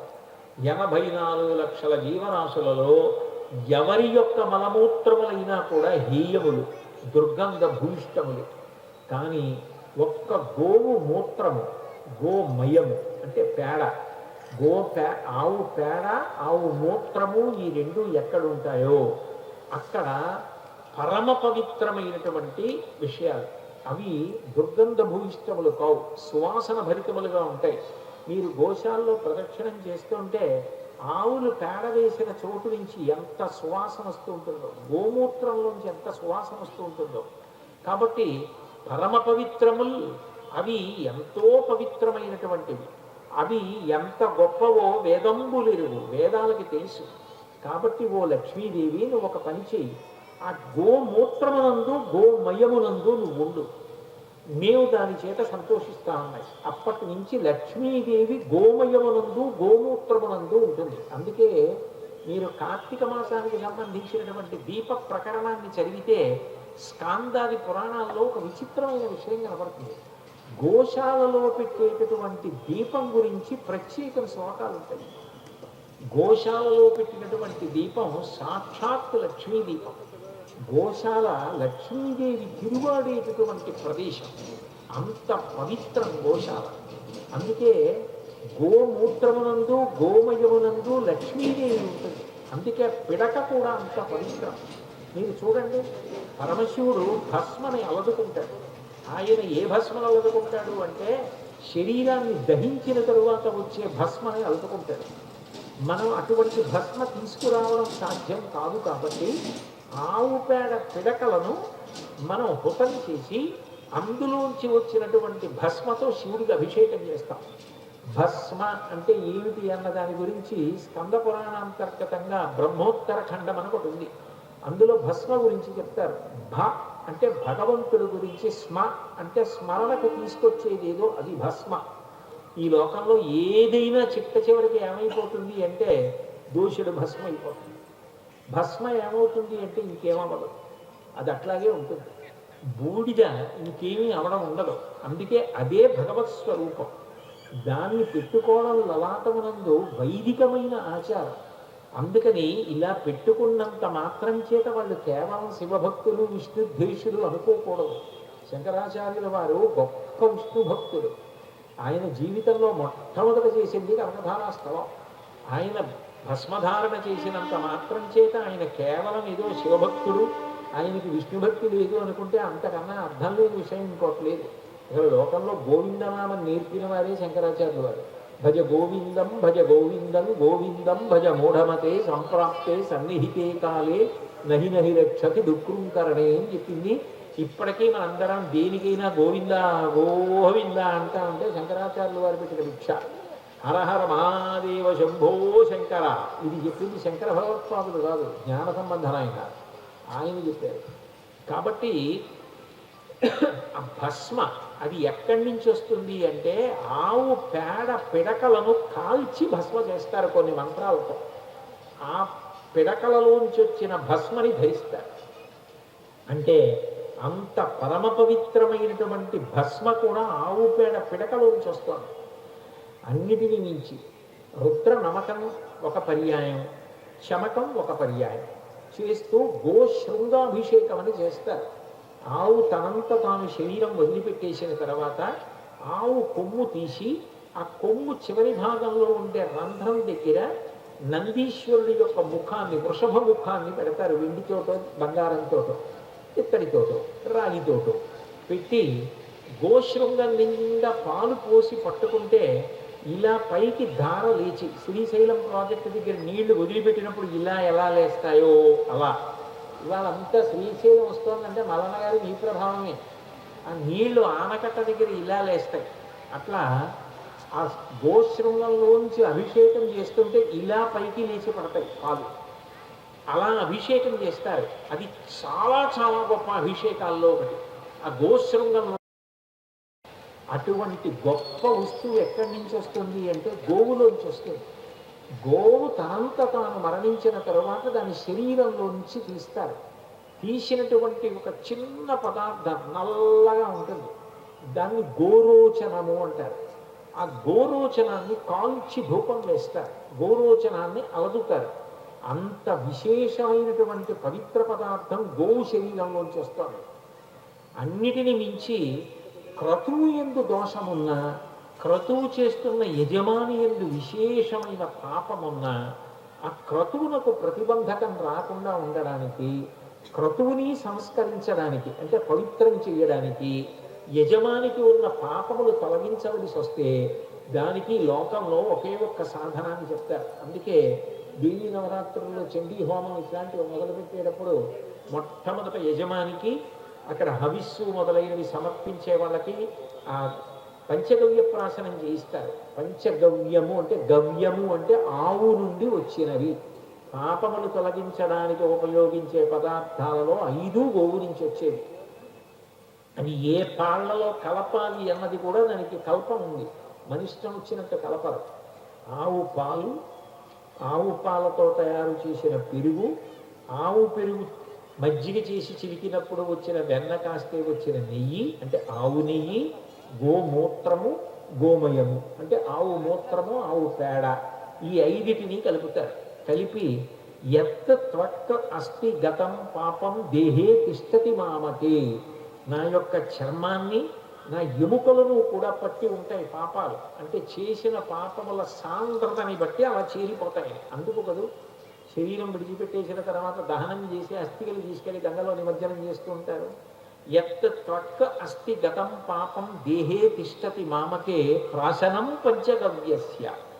నేను ఈ పంచగవ్యాన్ని పుచ్చుకుంటున్నాను. ఇది పుచ్చుకున్న కారణం చేత దహత్యగ్ని ఇవ ఇంధనం. అక్కడ ఇంధనం ఉందనుకోండి, పెట్రోలో డీజిలో అక్కడ ఉందనుకోండి, నిప్పు రవ్వ అందులో పడిందనుకోండి, ఒకేసారి భగ్గున ఎలా కాలిపోతుందో పంచగవ్య ప్రాశనం చేసిన కారణం చేత శరీరమునందు ఎముకల యందు ఉన్నటువంటి పాపములు కూడా అలా కాలిపోతాయి. అంటే పంచగవ్య ప్రాశనం చేయించి యజమాని చేత పెద్ద పెద్ద క్రతువులు చేయిస్తారు. ఏదైనా క్రతువు ప్రారంభించే ముందు కూడా పంచగవ్యాలని పూజ చేస్తారు. పూజ చేసి తర్వాత ఎవరికైనా ఇస్తారు. పంచగవ్య ప్రాశనం అందరికీ చేయిస్తారు, అందరికీ ప్రసాదంగా ఇస్తారు. కానీ క్రతువు బాగా జరగాలని పంచగవ్యములకు పూజ, తర్వాత ప్రాశనం కొరకే. కాబట్టి క్రతువు కొరకు కూడా పంచగవ్య ప్రాశనం ఉంది. అంటే ఆవు నుండి వచ్చేటటువంటి 5 పదార్థములు ఎంత పవిత్రములో, ఎంత శక్తివంతములో, అంటే ఆవు అసలు ఎంత గొప్ప ప్రాణో మనకి అర్థం అవ్వడానికి ఇంకా ఇంతకన్నా గొప్ప ఉదాహరణ అక్కర్లేదు. అంత గొప్పది. అంత గొప్పదైనటువంటి గోవుని స్మరించినంత మాత్రం చేత అంతటి ఉన్నతి కలుగుతోంది. కాబట్టి పరమ పవిత్రముల్ యజన భాజనముల్ తము విన్న సూచినం దురిత చేయంబులెల్ల తొలగం త్రోయగజాల్ ప్రధానకర్త కొత్తరగతి లాభవైభవము తంగిటి జున్నుగ చేయు గోవులు ఎవ్వరు తగ వానికొల్తుర నివారణ చొత్తురు వారునాకమున్. ఆ గోవుని సేవించేటటువంటి వాళ్ళు ఉత్తమగతులు పొందుతారు. మీరు ఇప్పటికీ అందుకే చూడండి, గోవు యొక్క శక్తి ఎంత గొప్పది అంటే, లోకంలో గుర్రానికి పూజ చేస్తే పశు పూజే, హయ పూజ అని గుర్రానికి పూజ ఉంది. అది దేవీ నవరాత్రుల్లో ప్రత్యేకం చేస్తారు. దానికి ఒక కల్పం ఉంది. ఆ కల్పంతో హయ పూజ చేస్తారు. కానీ గోవుకి పెట్టినట్టు గుర్రానికి గ్రాసం పెట్టే ప్రయత్నం చేయకూడదు. దానికి యువతల వైపు పళ్ళు ఉంటాయి, తగిలిందంటే మొత్తం వేళ్ళు ఎగిరిపోతాయి. అందుకని గోవుకి పెట్టడం వేరు, గుర్రానికి పెట్టడం వేరు. గుర్రానికి పూజకి కల్పం ఉంది. ఆ కల్పంతో హయ పూజ చేస్తారు. ఎందుకంటే లక్ష్మీదేవి ఎక్కడొస్తూ ఉంటుందో అక్కడ ముందు గుర్రం పెడుతుంది. అశ్వపూర్వాం రథమధ్యాం హస్తినాద ప్రబోధినీం అని. దాని అంతరార్థం వేరనుకోండి. పైగా గుర్రం డెక్కలు భూమికి తగిలితే లక్ష్మీ స్థితి పెరుగుతుంది భూమికి. అందుకే అశ్వక్రాంతే రథక్రాంతే విష్ణుక్రాంతే వసుంధర. వసుంధర అంటే ఇంత ఐశ్వర్యం భూమి ఎందుకు పొందింది అంటే అశ్వక్రాంతే గుర్రాలు పరిగెడితే, రథక్రాంతే రథములు పరిగెడితే, రథచక్రములు కలిగి, విష్ణుక్రాంతే ఒకనాడు విష్ణువు యొక్క పాదం తగిలింది. ఇంతంతైవటుడింతయై మరియుతానింతయ్య భోవీధిపై అంతైతో యదమండలగ్రమణ కల్లంతై ప్రభారాశిపై అంతై చంద్రునకంతయై ధ్రువినిపై అంతై మహర్వాటిపై అంతై సత్యపథోన్నతుండగుచ బ్రహ్మాండాంత సంబద్ధి అంటారు విక్రమావతారం. ఆ వామనమూర్తి పెరిగిపోయినప్పుడు పోతన గారు అలా పెరిగిపోతున్నప్పుడు విష్ణువు తన పాదము చేత భూమిని అంతటినీ కురిచారు. విష్ణుపాద స్పర్శ చేత భూమి వసుంధర అంత ఐశ్వర్యాన్ని మనకిస్తోంది. అంత గొప్పది గుర్రం. గుర్రానికి పూజ ఉంది, ఉన్నా దాన్ని పశు పూజ అని అంటారు. గోవుకి చేసిన పూజని పశు పూజ అనరు. అది సాక్షాత్తుగా పరదేవత పూజ కిందకే వస్తుంది. అందుకే మీరు గమనించండి, పీఠాధిపతులైనా కూడా గోపూజ చెయ్యకుండా ఉండరు. శృంగేరి పీఠాధిపతులు భారతీ తీర్థ మహాస్వామి వారు కాకినాడ పట్టణానికి వచ్చారు. ఆయన చాలా సంతోషించాలంటే విడిదిలోంచి బయటికి వచ్చేటప్పటికి ఏం చెయ్యాలి అని ఎవరినో అడిగితే అక్కడ ఆవు దూడ కనబడితే చాలంటారు. ఆవు దూడ కనబడ్డా ఆయన బయటికి వచ్చారు, చూశారు, ఆనందపడిపోయి వెంటనే అరటిపళ్ళు పువ్వులు అవి తెప్పించి పూజ చేసి ప్రదక్షిణం చేసి పళ్ళు తినిపించి పరమానందంగా వెళ్ళారు. చంద్రశేఖరేంద్ర సరస్వతి మహాస్వామి వారైతే గోపూజ అంత నియమంగా చేసేవారు. శృంగేరి పీఠాధిపత్యం వహించినటువంటి జీవన్ముక్తులు చంద్రశేఖర భారతీ స్వామి వారు ఒకప్పుడు శారదాదేవికి పూజ చేద్దామని గురునివాసులోంచి తుంగానది దాటి వచ్చారు. ఆయన ఇలా లోపలికి వెళుతున్నారు, పరివారం పువ్వులు పళ్ళు అన్నీ పట్టుకుని వెనకాతకు వస్తున్నారు. ఆయన వెడుతుంటే ఒక గోవు ఎక్కడి నుంచో వచ్చాడు, గంగ పడుతుంది. పరివారం గబగబా వచ్చి దాన్ని లేపుతున్నారు. ఆయన అన్నారు, కాదు, ఇవాళ నా పూజ అందుకోవడానికి గుడిలోంచి శారద బయటికి వచ్చి పడుకుంది, నేను ఇక్కడే పూజ చేస్తానని పీట వేయమని గోవుకి పూజ చేసేసి ఆయన వెళ్ళిపోయారు గుడి నివాసంలోకి. శారదాదేవి మందిరంలోకి వెళ్ళలేక శారదాదేవి గోవు 2 గోవుకి పూజ చేస్తే శారదాదేవికి పూజ చేసినట్టే అని. మహాత్ములైన వారందరూ కూడా గోవుని అంత గొప్పగా పూజించారు. గోవుకున్న శక్తి దేనికి లేదు. పరమశివుడికే ఆగ్రహం వచ్చి 3వ కన్ను విప్పితే తట్టుకుని నిలబడిన వాడు ఎవరైనా ఉన్నాడు అని లోకంలో ఎక్కడా లేదు. భుగభుగమను పెనుమంటలు భగభగమని మండనంత బ్రహ్మాండంబులు దిగుదిగులు దిగులు చెందగా తెగిమరుపై చిచ్చుకన్ను దేవుడు విచ్చందంటారు వీరభద్ర విజయంలో పోతన గారు. ఆయన భుగభుగమను పెనుమంటలు వచ్చేటట్టుగా 3వ కన్ను విప్పితే ఎదురుగుండా ఉన్న సమస్త విశ్వము బూది కుప్పైపోతుంది.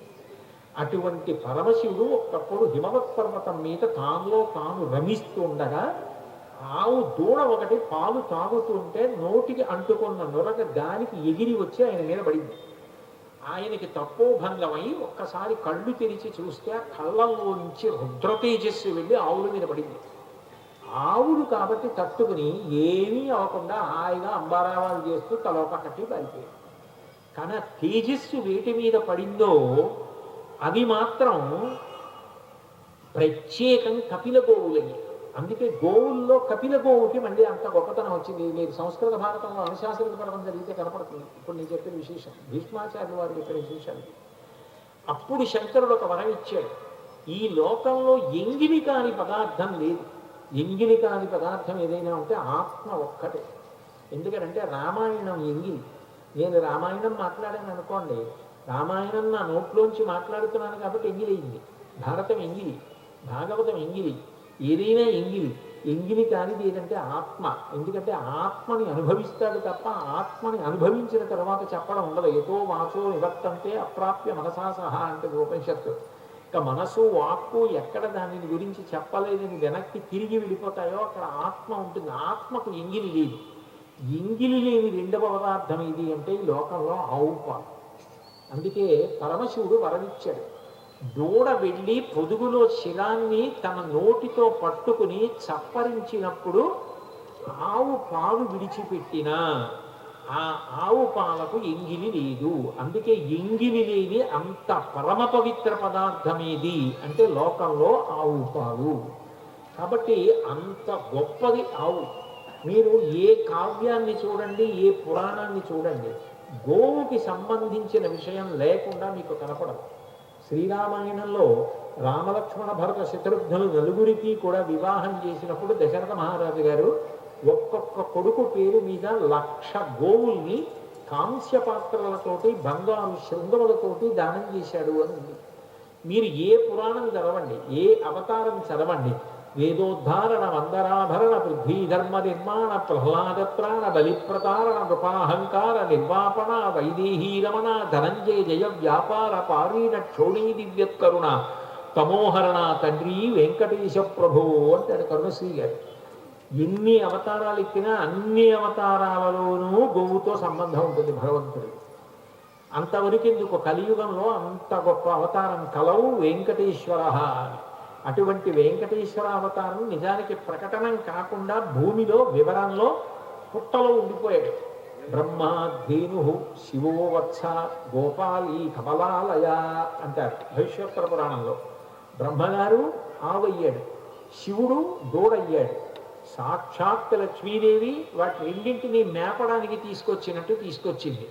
పుట్టలో శ్రీనివాసుడు ఉన్నాడు వెంకటేశ్వరుడని వాల్మీకస్తం హరిజ్ఞాత్వాతుషోష మనసా విధి. ఆ శ్రీమన్నారాయణుడు తాగాలని బ్రహ్మగారు పుట్ట మీదకి వచ్చి పాలు విడిచిపెట్టాడు. రోజు పాలు ఇవ్వట్లేదని చెప్పి ఆ రాజుగారి భార్యకి కోపం వచ్చి చోళపత్ని కొరడాలతో కొట్టించింది ఆ గో సంరక్షకుడిని. ఆయన బాధ భరించలేక అసలు ఈ ఆవు పాలు ఎక్కడ వదిలేస్తోంది చూద్దామని చూస్తే అది పుట్ట మీదకి వెళ్ళి వదిలేస్తోంది. అమ్మావా ఇక్కడ పాలు వదిలేసి అక్కడ ఇంటికి వెళ్ళి పాలు ఇవ్వక నన్ను కొట్టించావా అన్న కోపంతో చేతిలో ఉన్న గొడ్డలి గోవు మీదకి విసిరేశాడు. ఆ గోవు మీదకి వచ్చేస్తోంది గొడ్డలి. గో సంరక్షణ జరగాలన్న ఉద్దేశ్యంతో వెంకటేశ్వర స్వామి వెంటనే పుట్టలోంచి పైకి లేచి తలడ్డు పెట్టారు గొడ్డలికి.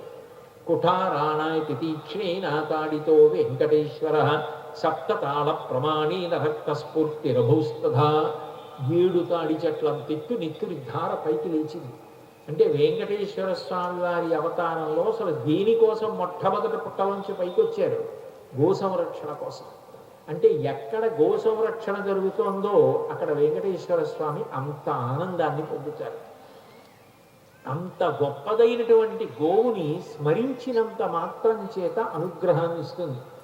గోవు యొక్క విశేషాల గురించి చెప్తూ భీష్మాచార్యుల వారు శాంతి పర్వంలో గోదానం, అనుశాసనిక పర్వంలో గోదానం, గో సంబంధమైన విషయాలు చెప్పి, ఇతర పర్వాల్లో ప్రత్యేకించి ఆ రాజసూయం చేసినటువంటి ఆ అశ్వమేధిక పర్వం మొదలైనటువంటి పర్వాల్లో గోవు యొక్క గొప్పతనం గురించి చెప్పాడు.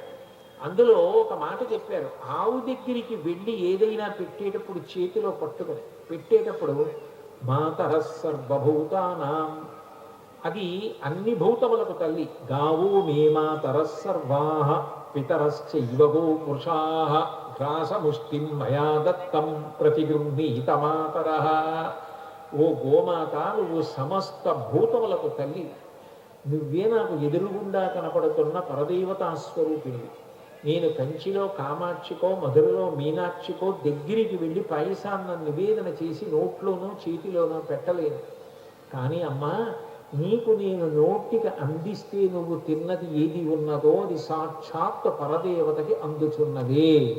కాబట్టి గావో మే మాతరః సర్వాః పితరశ్చైవ గో వృషాః, ధర్మదేవత వృషభమునందున్నది.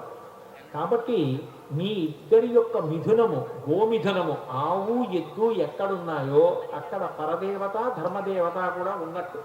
ఈ రెండూ కూడా ఉన్న కారణం చేత గ్రాసముష్టిం మయా దత్తం, నేను ఏ బట్టలు కట్టుకున్నాను, ఏం పట్టుకొచ్చాను, పచనం చేయించి పట్టుకొచ్చానా, ఇవన్నీ సంబంధం లేవు.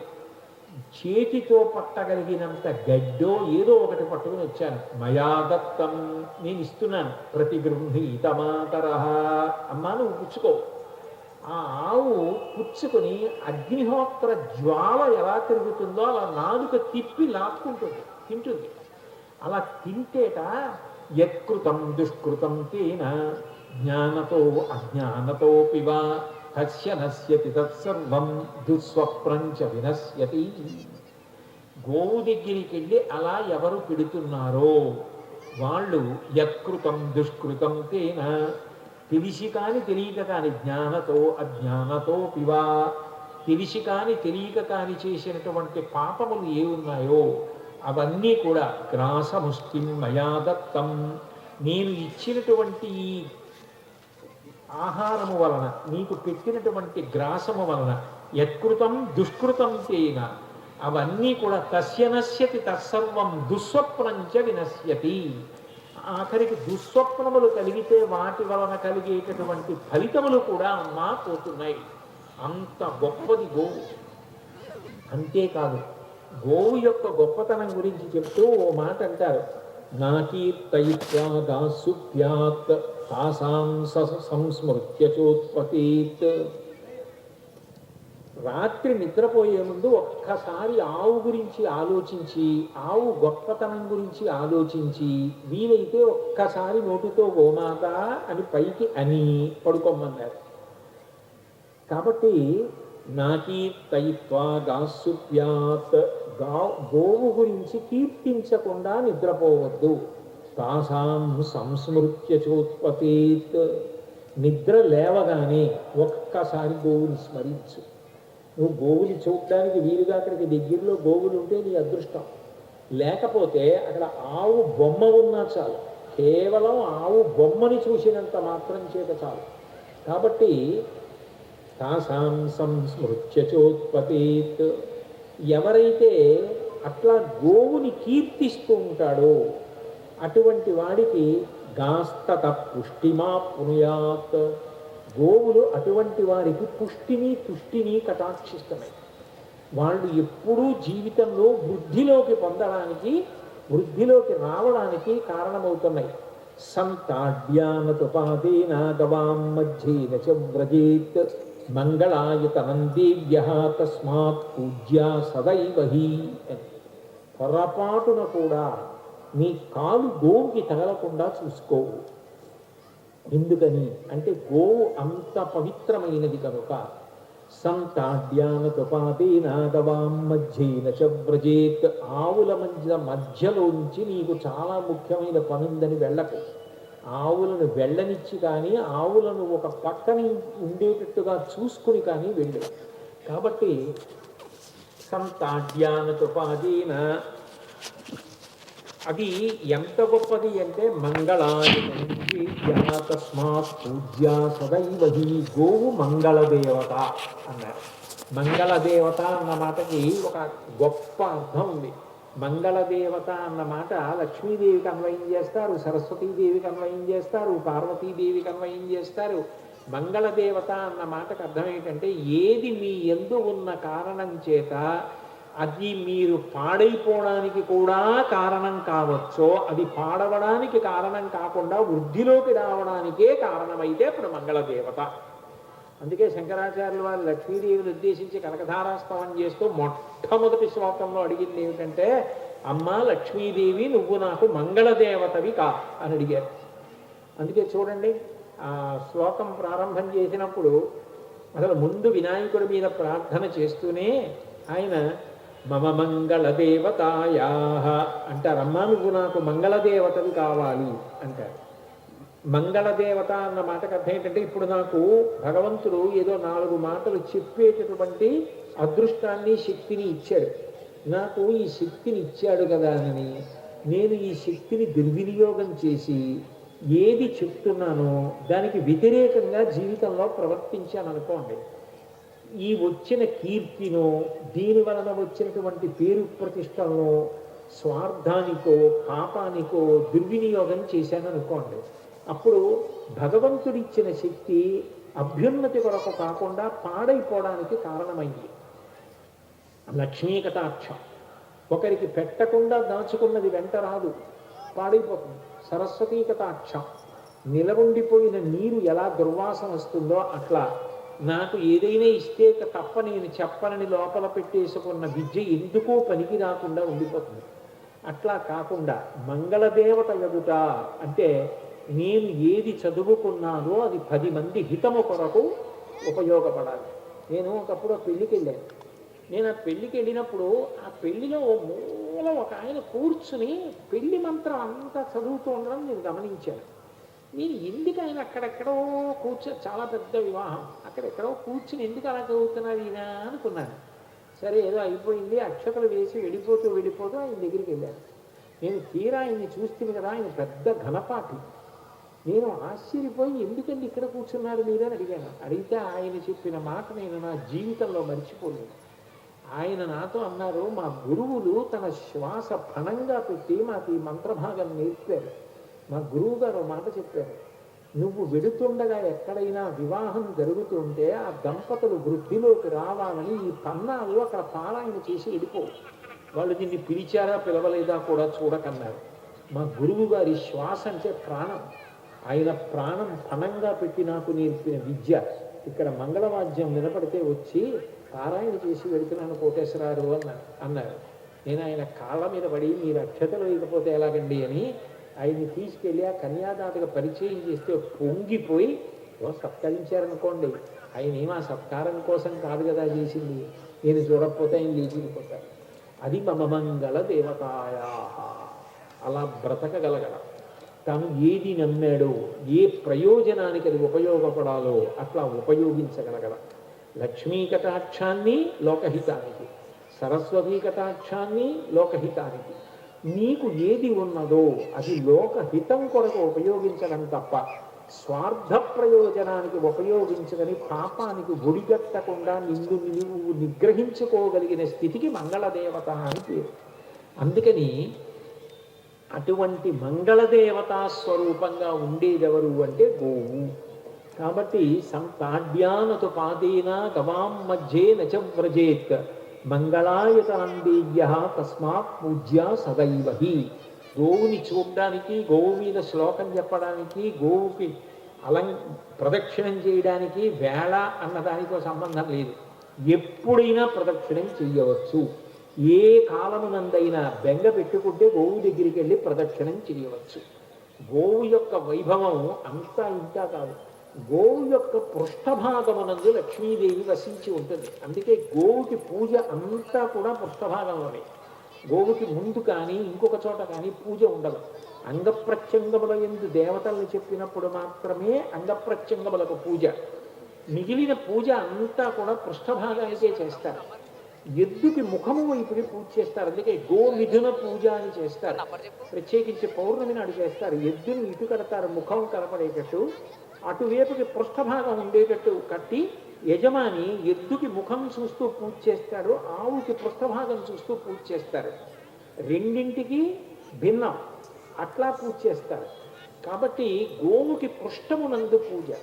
గోవు యొక్క గొప్పతనం ఏమిటంటే, గోవు తన బ్రతికి ఉన్నంత కాలం లోకాన్ని ఇంత అనుగ్రహించి చిట్ట చివర తన శరీరం పడిపోయిన తర్వాత కూడా రాజోపచారములకు గోవు యొక్క శరీరం ఉపయోగపడుతోంది.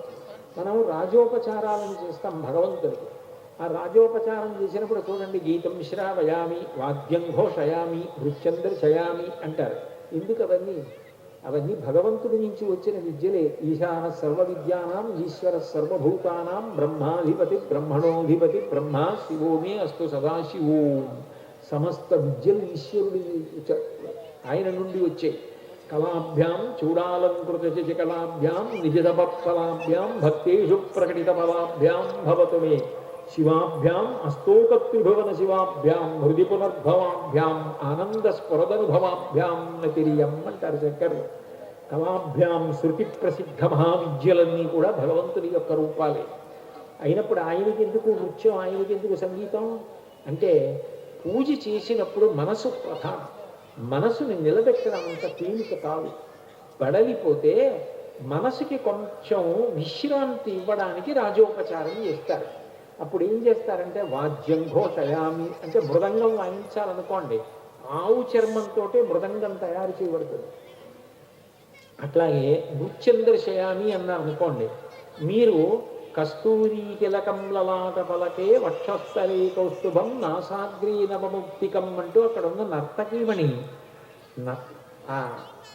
నృత్యం చేస్తున్నా ఆమె కనపడదు మనకి. ఆమెలో కృష్ణుడు కనపడతాడు. అంటే మనసు కొంత సేద తీరడానికి ఉపయోగపడతాయి రాజోపచారాలు. అటువంటి రాజోపచారాలలో ఉపయోగించేటటువంటి చాలా సంగీత పరికరాలు గోవు యొక్క శరీరంలోంచి వస్తున్నాయి. దాని చర్మము మొదలైనవి దాని శరీర పతనానంతరం వాటిని తయారు చేయడానికి ఉపయోగిస్తారు, తనంత తాను మరణించిన తరువాత. అంటే గోవు అంత గొప్ప ప్రాణి. అందుకే గోవు యందు సమస్త దేవతలు ఉన్నాయి. ఒక కవి ఒక మాట అన్నాడు గోవు గురించి చెప్తూ, సాధు గోమాత భరతభూ శ్వాసకోశ అన్నాడు. మనిషిని ఊపిరితిత్తులు ఎంత ప్రధానమో గోవు అంత ప్రధానము అన్నాడు. గోపూజ అంత తేలికైన పూజ, గోవు దర్శనం అంత తేలిక విషయం, గోవు ఉన్న చోట తిరగడం అంత తేలిక విషయం ఇంకొకటి లేదు. వేదం సంవత్సరం మొత్తం మీద పంచభూత స్నానాన్ని విధించింది. 5 భూతముల యందు స్నానం చెయ్యాలని చెప్తుంది. అందులో అగ్ని స్నానం కూడా విధించింది. అది విచిత్రం. అగ్ని స్నానం ఎలా చేస్తారు? దివ్య స్నానం అని. మామూలుగా స్నానం అంటే యథార్థానికి చెంబుతో నీళ్లు తీసి మీద పోసుకోవడం కాదు, తల ముంచాలి. అధమపక్ష స్నానం చెంబుతో నీళ్లు తీసి మీద పోసుకోవడం. అందులో నదులు మొదలైన వాటి యందు మజ్జనం తల ముంచి స్నానం చేస్తారు. అగ్ని స్నానం ఎలా చేస్తారు అంటే విభూతి చల్లుకుంటారు. విభూతి చల్లుకోవడం అగ్ని స్నానం. అట్లాగే ఒక ప్రత్యేకమైనటువంటి స్నానం ఉన్నది, దాన్ని గోధూళి స్నానం అంటారు. గోవులు సాయంకాలం వేళ ఇంటికి వెళ్ళిపోతుంటాయి. వెళ్ళిపోతున్నప్పుడు వాటి డెక్కల నుంచి పరాగం ధూళి రేగుతుంది. ఆ ధూళి రేగినప్పుడు మీద పడితే అది ఒక పరమ పవిత్రమైనటువంటి స్నానం. దాన్ని వాయు స్నానం అని పిలుస్తారు. అది సంవత్సరంలో ఒకసారైనా చెయ్యడం కోసం ఆవుల మంద సాయంకాలం ఇంటికి వెళ్ళిపోతున్నప్పుడు వెనక వెళ్ళు అని చెప్తుంది శాస్త్రం. దానికోసం శ్రీకృష్ణ కర్ణామృతంలో లీలాశకుడు ఒక అద్భుతమైన శ్లోకాన్ని రచన చేశాడు. గోధూళిధూ సరితకోమలగోపవేషం గోపాలబాలకశతైరనుగమ్యమానం సాయంతనే ప్రతిగృహం పశుబంధనార్థం గచ్చంతమచ్యుత శిశుం ప్రణతోస్మి నిత్యం అన్నాడు. అసలు కృష్ణ భగవానుడే అంత అద్భుతమైనటువంటి మూర్తి. ఆయన ఆవిర్భవించిన ఘట్టాన్ని చెప్తూ పోతన గారు జలధరధీహు నాజాలు చతుర్బాహు సరసీరుహక్షు విశాలవక్షు జారుగదా శంఖచక్ర పద్మ విలాసు కంఠ కౌస్తుభమణి కాంతిభాసు కమనీయ కటిసూత్ర కంకణ కేయూర శ్రీవత్సలాంచనాంచిత విహారు ఉరుకుండల ప్రభావిత కుంతలలాటు వైఢూర్య మణిగణ వర కిరీటు బాదు పూర్ణేందు రుచిజాదు భక్త లోకపాలు సుగుణాలవాలు కృపావిశాలు చూచి తిలకించి పులకించి చూజ్యమంది ఉబ్బి చెలరేగి వసుదేవు ఉత్సహించే అంటారు. అంత దివ్యమంగళ స్వరూపం. ఒకనకొకప్పుడు అదితి ఆయన ప్రత్యక్షమైతే కన్నులతో జుర్రేసుకుంది ఆయన రూపాన్ని. చూపుల శ్రీపతి రూపము నాకో ఒక త్రావి త్రావి హర్షోద్ధతయై వాపుచ్చి మంద మధురాలాపంబుల పొగడనదితి లక్ష్మీనాథున్ అంటారు అష్టమస్కంధాల్లో. అంతటి దివ్యమంగళమూర్తి. అటువంటి కృష్ణ భగవానుడు పిల్లవాడిగా సాయంకాలం వేళ గోవుల వెనకాతల వెడుతూ ఉంటే వాటి డెక్కల నుంచి పైకి రేగినటువంటి పరాగం ఆ కృష్ణుడి మీద పడితే గోధూళి ధూసరిత కోమల గోపవేషం, ఆ ధూళి పడినటువంటి కృష్ణ పరమాత్మ అంత అందంగా ఉండేవట. అందుకని పంచభూత స్నానాలలో 2 స్నానాలు గోవు నుంచే వస్తాయి. ఒకటి దాని పిడకలు కాల్చి వచ్చినటువంటి భస్మ, దాన్ని తల మీద చదువుకున్నటువంటి అగ్ని స్నానం.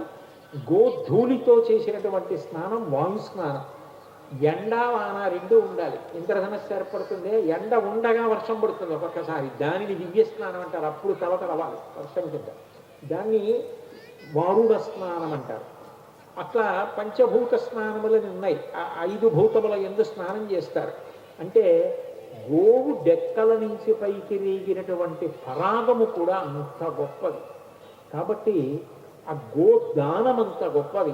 గోదానం ఎవరు చేస్తున్నారో వాళ్ళు ఆకలి దప్పికలు లేనటువంటి గొప్ప గోలోకాన్ని పొందుతున్నారు అంటారు భీష్మాచార్యుల వారు. అంత గొప్పదైనటువంటి గోవు ఏది ఉన్నదో ఆ గోవు అందరూ పూజించడానికి, అందరూ ప్రదక్షిణం చేయడానికి, బ్రహ్మచారి గృహస్థు వానప్రస్థు సన్యాసి అన్న భేదం లేకుండా అందరూ అనుగ్రహాన్ని పొందడానికి వీలుగా కలియుగంలో పరదేవత తానే ఈ భూమి మీద తిరుగాడుతున్నటువంటి రూపం సాక్షాత్తుగా గోవు యొక్క స్వరూపం. శ్రీశైలంలో ఉన్నటువంటి భ్రమరాంబాదేవి మీద శంకరాచార్యుల వారు అష్టకం చేశారు. అష్టకం చేసి అమ్మా నువ్వు ఒక్క శ్రీశైలంలో భ్రామరీ రూపంలో కనబడతావు, కానీ ఈ భూమి మీద నువ్వు ఇంకా కొన్ని రూపాలతో తిరుగుతున్నావు అన్నారు. ఆ తిరుగుతున్న రూపాలలో ఆయన చెప్పింది గాం గోదావరి, గోవు రూపంలో తిరిగేది భ్రమరాంబయే.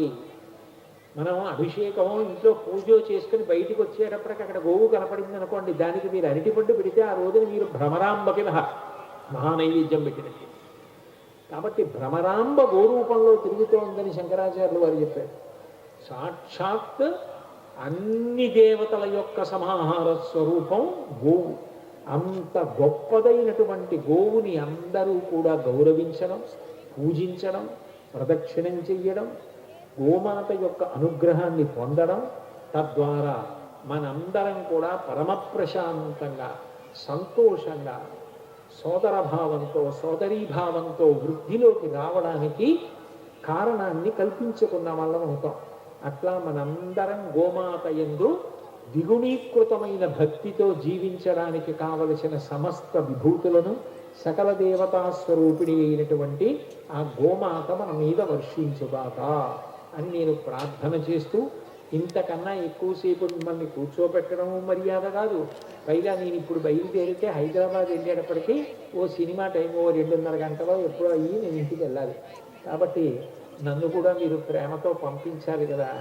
మీరు ప్రేమతో పంపించడం అంటే సరే వెళ్ళండం కాదు, నేను దిగి కారెక్కేంత వరకు ఎవ్వరూ నా మీద పడకుండా ఉండడం, నా పాదాలు ముట్టుకోకుండా ఉండడం.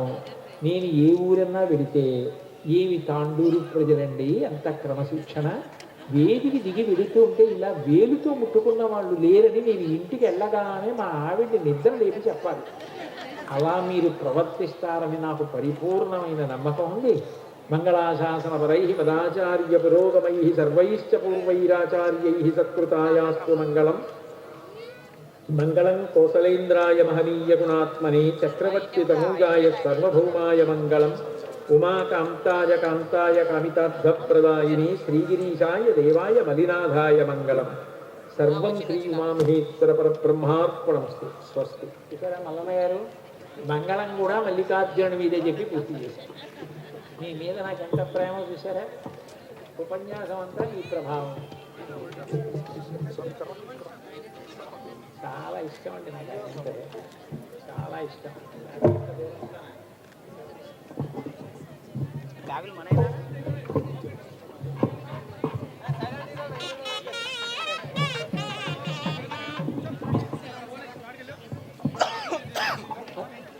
అక్కడి నుంచి అందరికీ స్వామి కొద్దిగా మంచి వెనక్కి జరగండి. అయ్యా భక్తులందరికీ ముఖ్యమైనవి, ఎవరు కూడా గురుగారి యొక్క పాదాలను తాకొద్దు. దూరం నుండే నమస్కారం చేసుకోండి. ఒక్కసారి అందరూ చెప్పే గురు ప్రార్థన చేయండి. అందరూ కూడా అనండి. ఓం హర హర కాలహర కర్మహర దురితహర పాపహర పరిహార మహాప్రసాద్ పూర్వజన్మ కర్మ నివారణ దీక్షా గురు శిక్షా గురు మోక్ష గురు గురువిన గురు పరమ గురు పరమారాధ్య మహామాంతు మల్లికార్జున దేవర దివ్య శ్రీ గురుపాద పద్మంగకి నమస్కారం. అందరూ శిరస్సు వంచి నమస్కారం చేయండి. అందరూ శిరస్సు వంచి నమస్కారం చేయండి.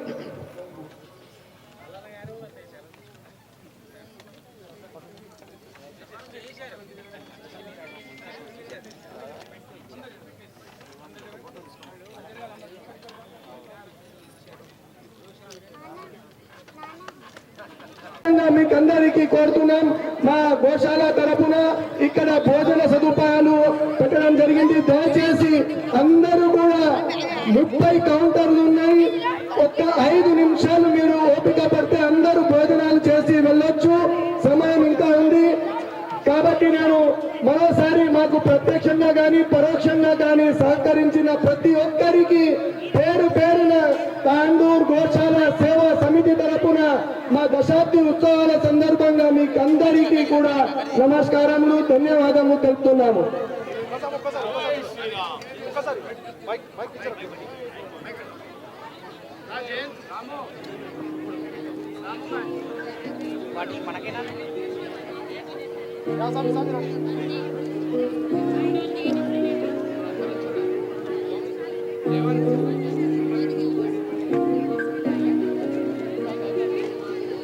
జై గోమాత, జై జై గోమాత, జై గోమాత, జై జై గోమాత.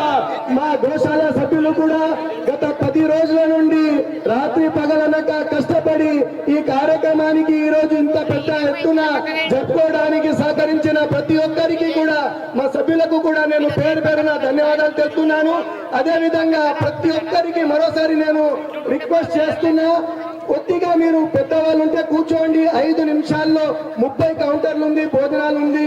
మంచిగా అక్కడ వాలంటీర్స్ ఉన్నారు కాబట్టి భోజనాలు చేసి మీ ఇంటికి వెళ్ళండి. శాంతంగా ప్రశాంతంగా వెహికల్స్ కూడా అక్కడ ఉన్నాయి కాబట్టి మనం ఒక 15-20 నిమిషాలు ఓపిక పడితే భోజనాలు చేసి మన ఇంటికి మనము సురక్షితంగా వెళ్ళొచ్చు. కాబట్టి ఓ లక్ష్మీదేవి ఒక పని చేయి. అందుకే మీరు కార్తీక మాసానికి సంబంధించినటువంటి దీప ప్రకటనాన్ని జరిగితే ప్రాంతాల పురాణాల్లో ఒక విచిత్రమైన విషయం కనబడుతుంది. గోశాలలో పెట్టేటటువంటి దీపం గోవుని స్మరించడం అంత గొప్ప. కాబట్టి పరమ పవిత్రముల్ యజనభాజనము తము విన్న సూచినం దురిత చేయంబులెల్ల తమగంత్రోయగ చాలు. గోవుని చూసిన, గోవుని కీర్తించిన కొత్తరగతి లాభవైభవము తండ్రికి జున్నుక చేయు గోవులు. ఎవరైతే గోవుని మనసులో స్మరిస్తూ గోసేవ చేస్తూ గోవు యందు భక్తి ప్రపత్తులతో ఉంటారో అట్లాంటి వారు చాలు ప్రధాన కర్త పుత్తరగతి లాభ వైభవము తన్నిటి చుండుగా చేయు గోవులు.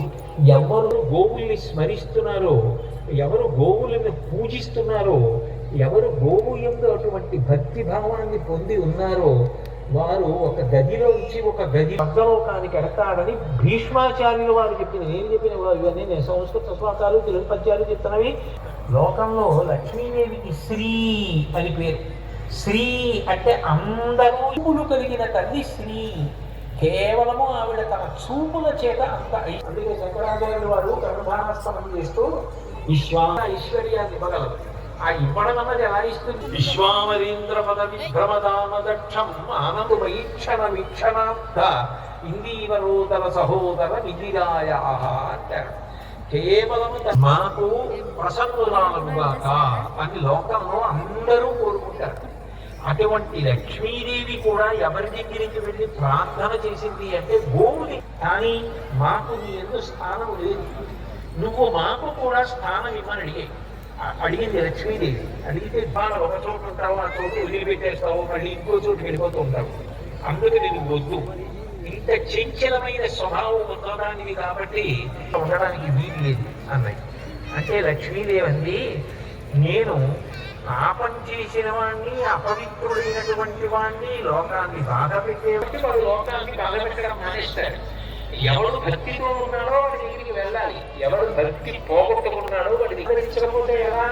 కాబట్టి నాకు స్థానం ఇవ్వండి అని అడిగితే అప్పుడు గోవులు చెప్పే మామూత్ర పురీషంబులు భామ వేదంబులెరుగు పరమ పావనములు కావున మీరా మేలుగు వస్తువులను ప్రియ శాస్త్రం. 84 లక్షల జీవరాశులలో ఎవరి యొక్క మలమూత్రములైనా కూడా హీయములు, దుర్గంధ భూయిష్టములే.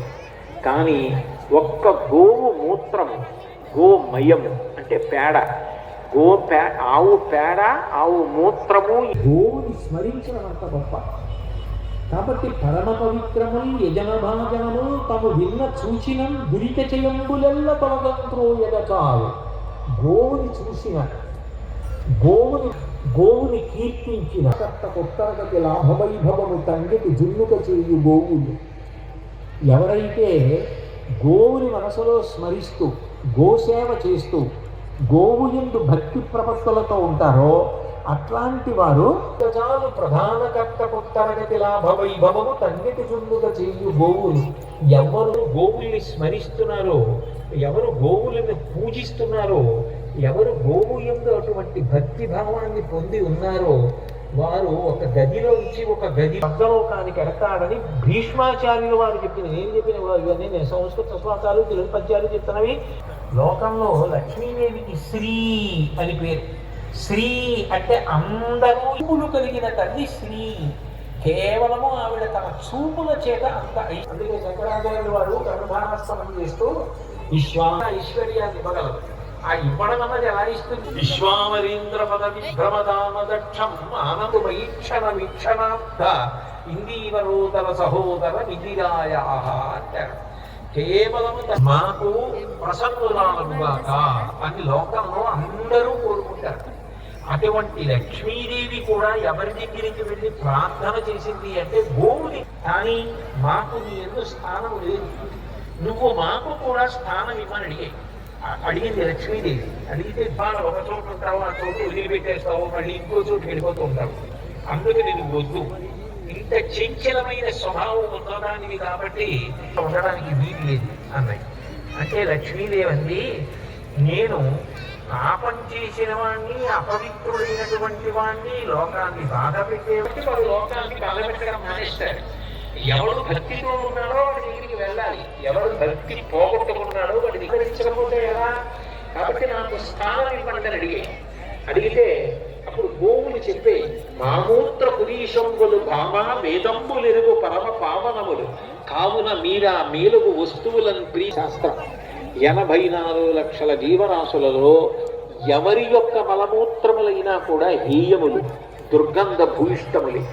కానీ ఒక్క గోవు మూత్రము, గోమయము అంటే పేడ, ఆవు పేడ ఆవు మూత్రము కాదు కాబట్టి ఆవు పేడ పిడకలను మనం హుతం చేసి అందులోంచి వచ్చినటువంటి భస్మతో శివుడికి అభిషేకం చేస్తాం. భస్మ అంటే ఏమిటి అన్న దాని గురించి స్కంద పురాణాంతర్గతంగా బ్రహ్మోత్తర, అందుకే అదే భగవత్ స్వరూపం. దాన్ని పెట్టుకోవడం లలాటమనందు వైదికమైన ఆచారం.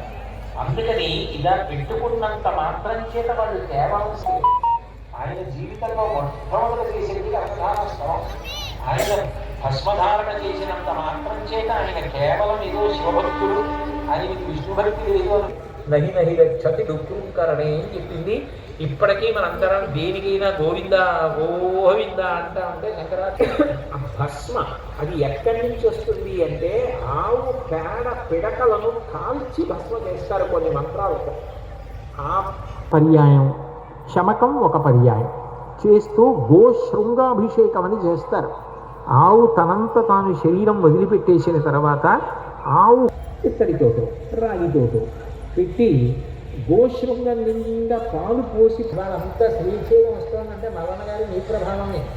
ఆ నీళ్లు ఆనకట్ట దగ్గర కాలహర, కర్మహర, దురితహర, పాపహర, పరిహార, మహాప్రసాద్, పూర్వజన్మ కర్మ నివారణ, దీక్షాగురు, శిక్షాగురు, మోక్షగురు, గురువిన గురు, పరమ గురు, పరమారాధ్య, మహామాంతు. కాబట్టి ఓ లక్ష్మీదేవి ఒక పనికి. అందుకే మీరు కార్తీక మాసానికి సంబంధించినటువంటి దీప ప్రకరణాన్ని జరిగితే స్కాందాది పురాణాల్లో ఒక విచిత్రమైన విషయం కనబడుతుంది. గోశాలలో పెట్టేటటువంటి దీపం అత్యరిష్టశాంగులం పురుష ఏవేదకం సర్వం యద్భూతం యచ్చ భవ్యం పురాణశేషానః యదన్యేనాతిరోరుషః పాదోస్త విశ్వభూతాని త్రిపాదస్యామృతం దివే త్రిపాదో కాదు కాబట్టి ఆవు పేడ పిడకలను మనం హుతం చేసి అందులోంచి వచ్చినటువంటి భస్మతో శివుడికి అభిషేకం చేస్తాం. భస్మ అంటే ఏమిటి అన్న దాని గురించి స్కంద పురాణాంతర్గతంగా బ్రహ్మోత్తర, అందుకే అదే భగవత్ స్వరూపం. దాన్ని పెట్టుకోవడం లలాటమనందు వైదికమైన ఆచారం. అందుకని ఇలా పెట్టుకున్నంత మాత్రం చేత వాళ్ళు తేవాల్సి ఆయన జీవితంలో మొట్టమొదటి చేసేది అర్థానష్టం. ఆయన భస్మధారణ చేసినంత మాత్రం చేత ఆయన కేవలం ఏదో శివభక్తుడు, ఆయనకి విష్ణుభక్తుడు ఏదో నహి నహి రక్షతి దుఃఖంకరణే అని చెప్పింది. ఇప్పటికీ మనందరం దేనికైనా గోవిందా గోవిందా అంటా ఉంటే శంకరాచార్య భస్మ అది ఎక్కడి నుంచి వస్తుంది అంటే ఆవు పేడ పిడకలను కాల్చి భస్మ చేస్తారు కొన్ని మంత్రాలతో. ఆ పర్యాయం శమకం ఒక పర్యాయం చేస్తూ గోశృంగాభిషేకం అని చేస్తారు. ఆవు తనంత తాను శరీరం వదిలిపెట్టేసిన తర్వాత ఆవు ఇత్తడితోటో రాగితోటో పెట్టి గోశృంగం నిండా పాలు పోసి వాళ్ళంతా శ్రీశైలం వస్తుందంటే మల్లన్న గారి నీ ప్రభావమే. ఆ నీళ్లు ఆనకట్ట దగ్గర కాలహర, కర్మహర, దురితహర, పాపహర, పరిహార, మహాప్రసాద్, పూర్వజన్మ కర్మ నివారణ, దీక్షాగురు, శిక్షాగురు, మోక్షగురు, గురువిన గురు, పరమ గురు, పరమారాధ్య, మహామాంతు. CT Cable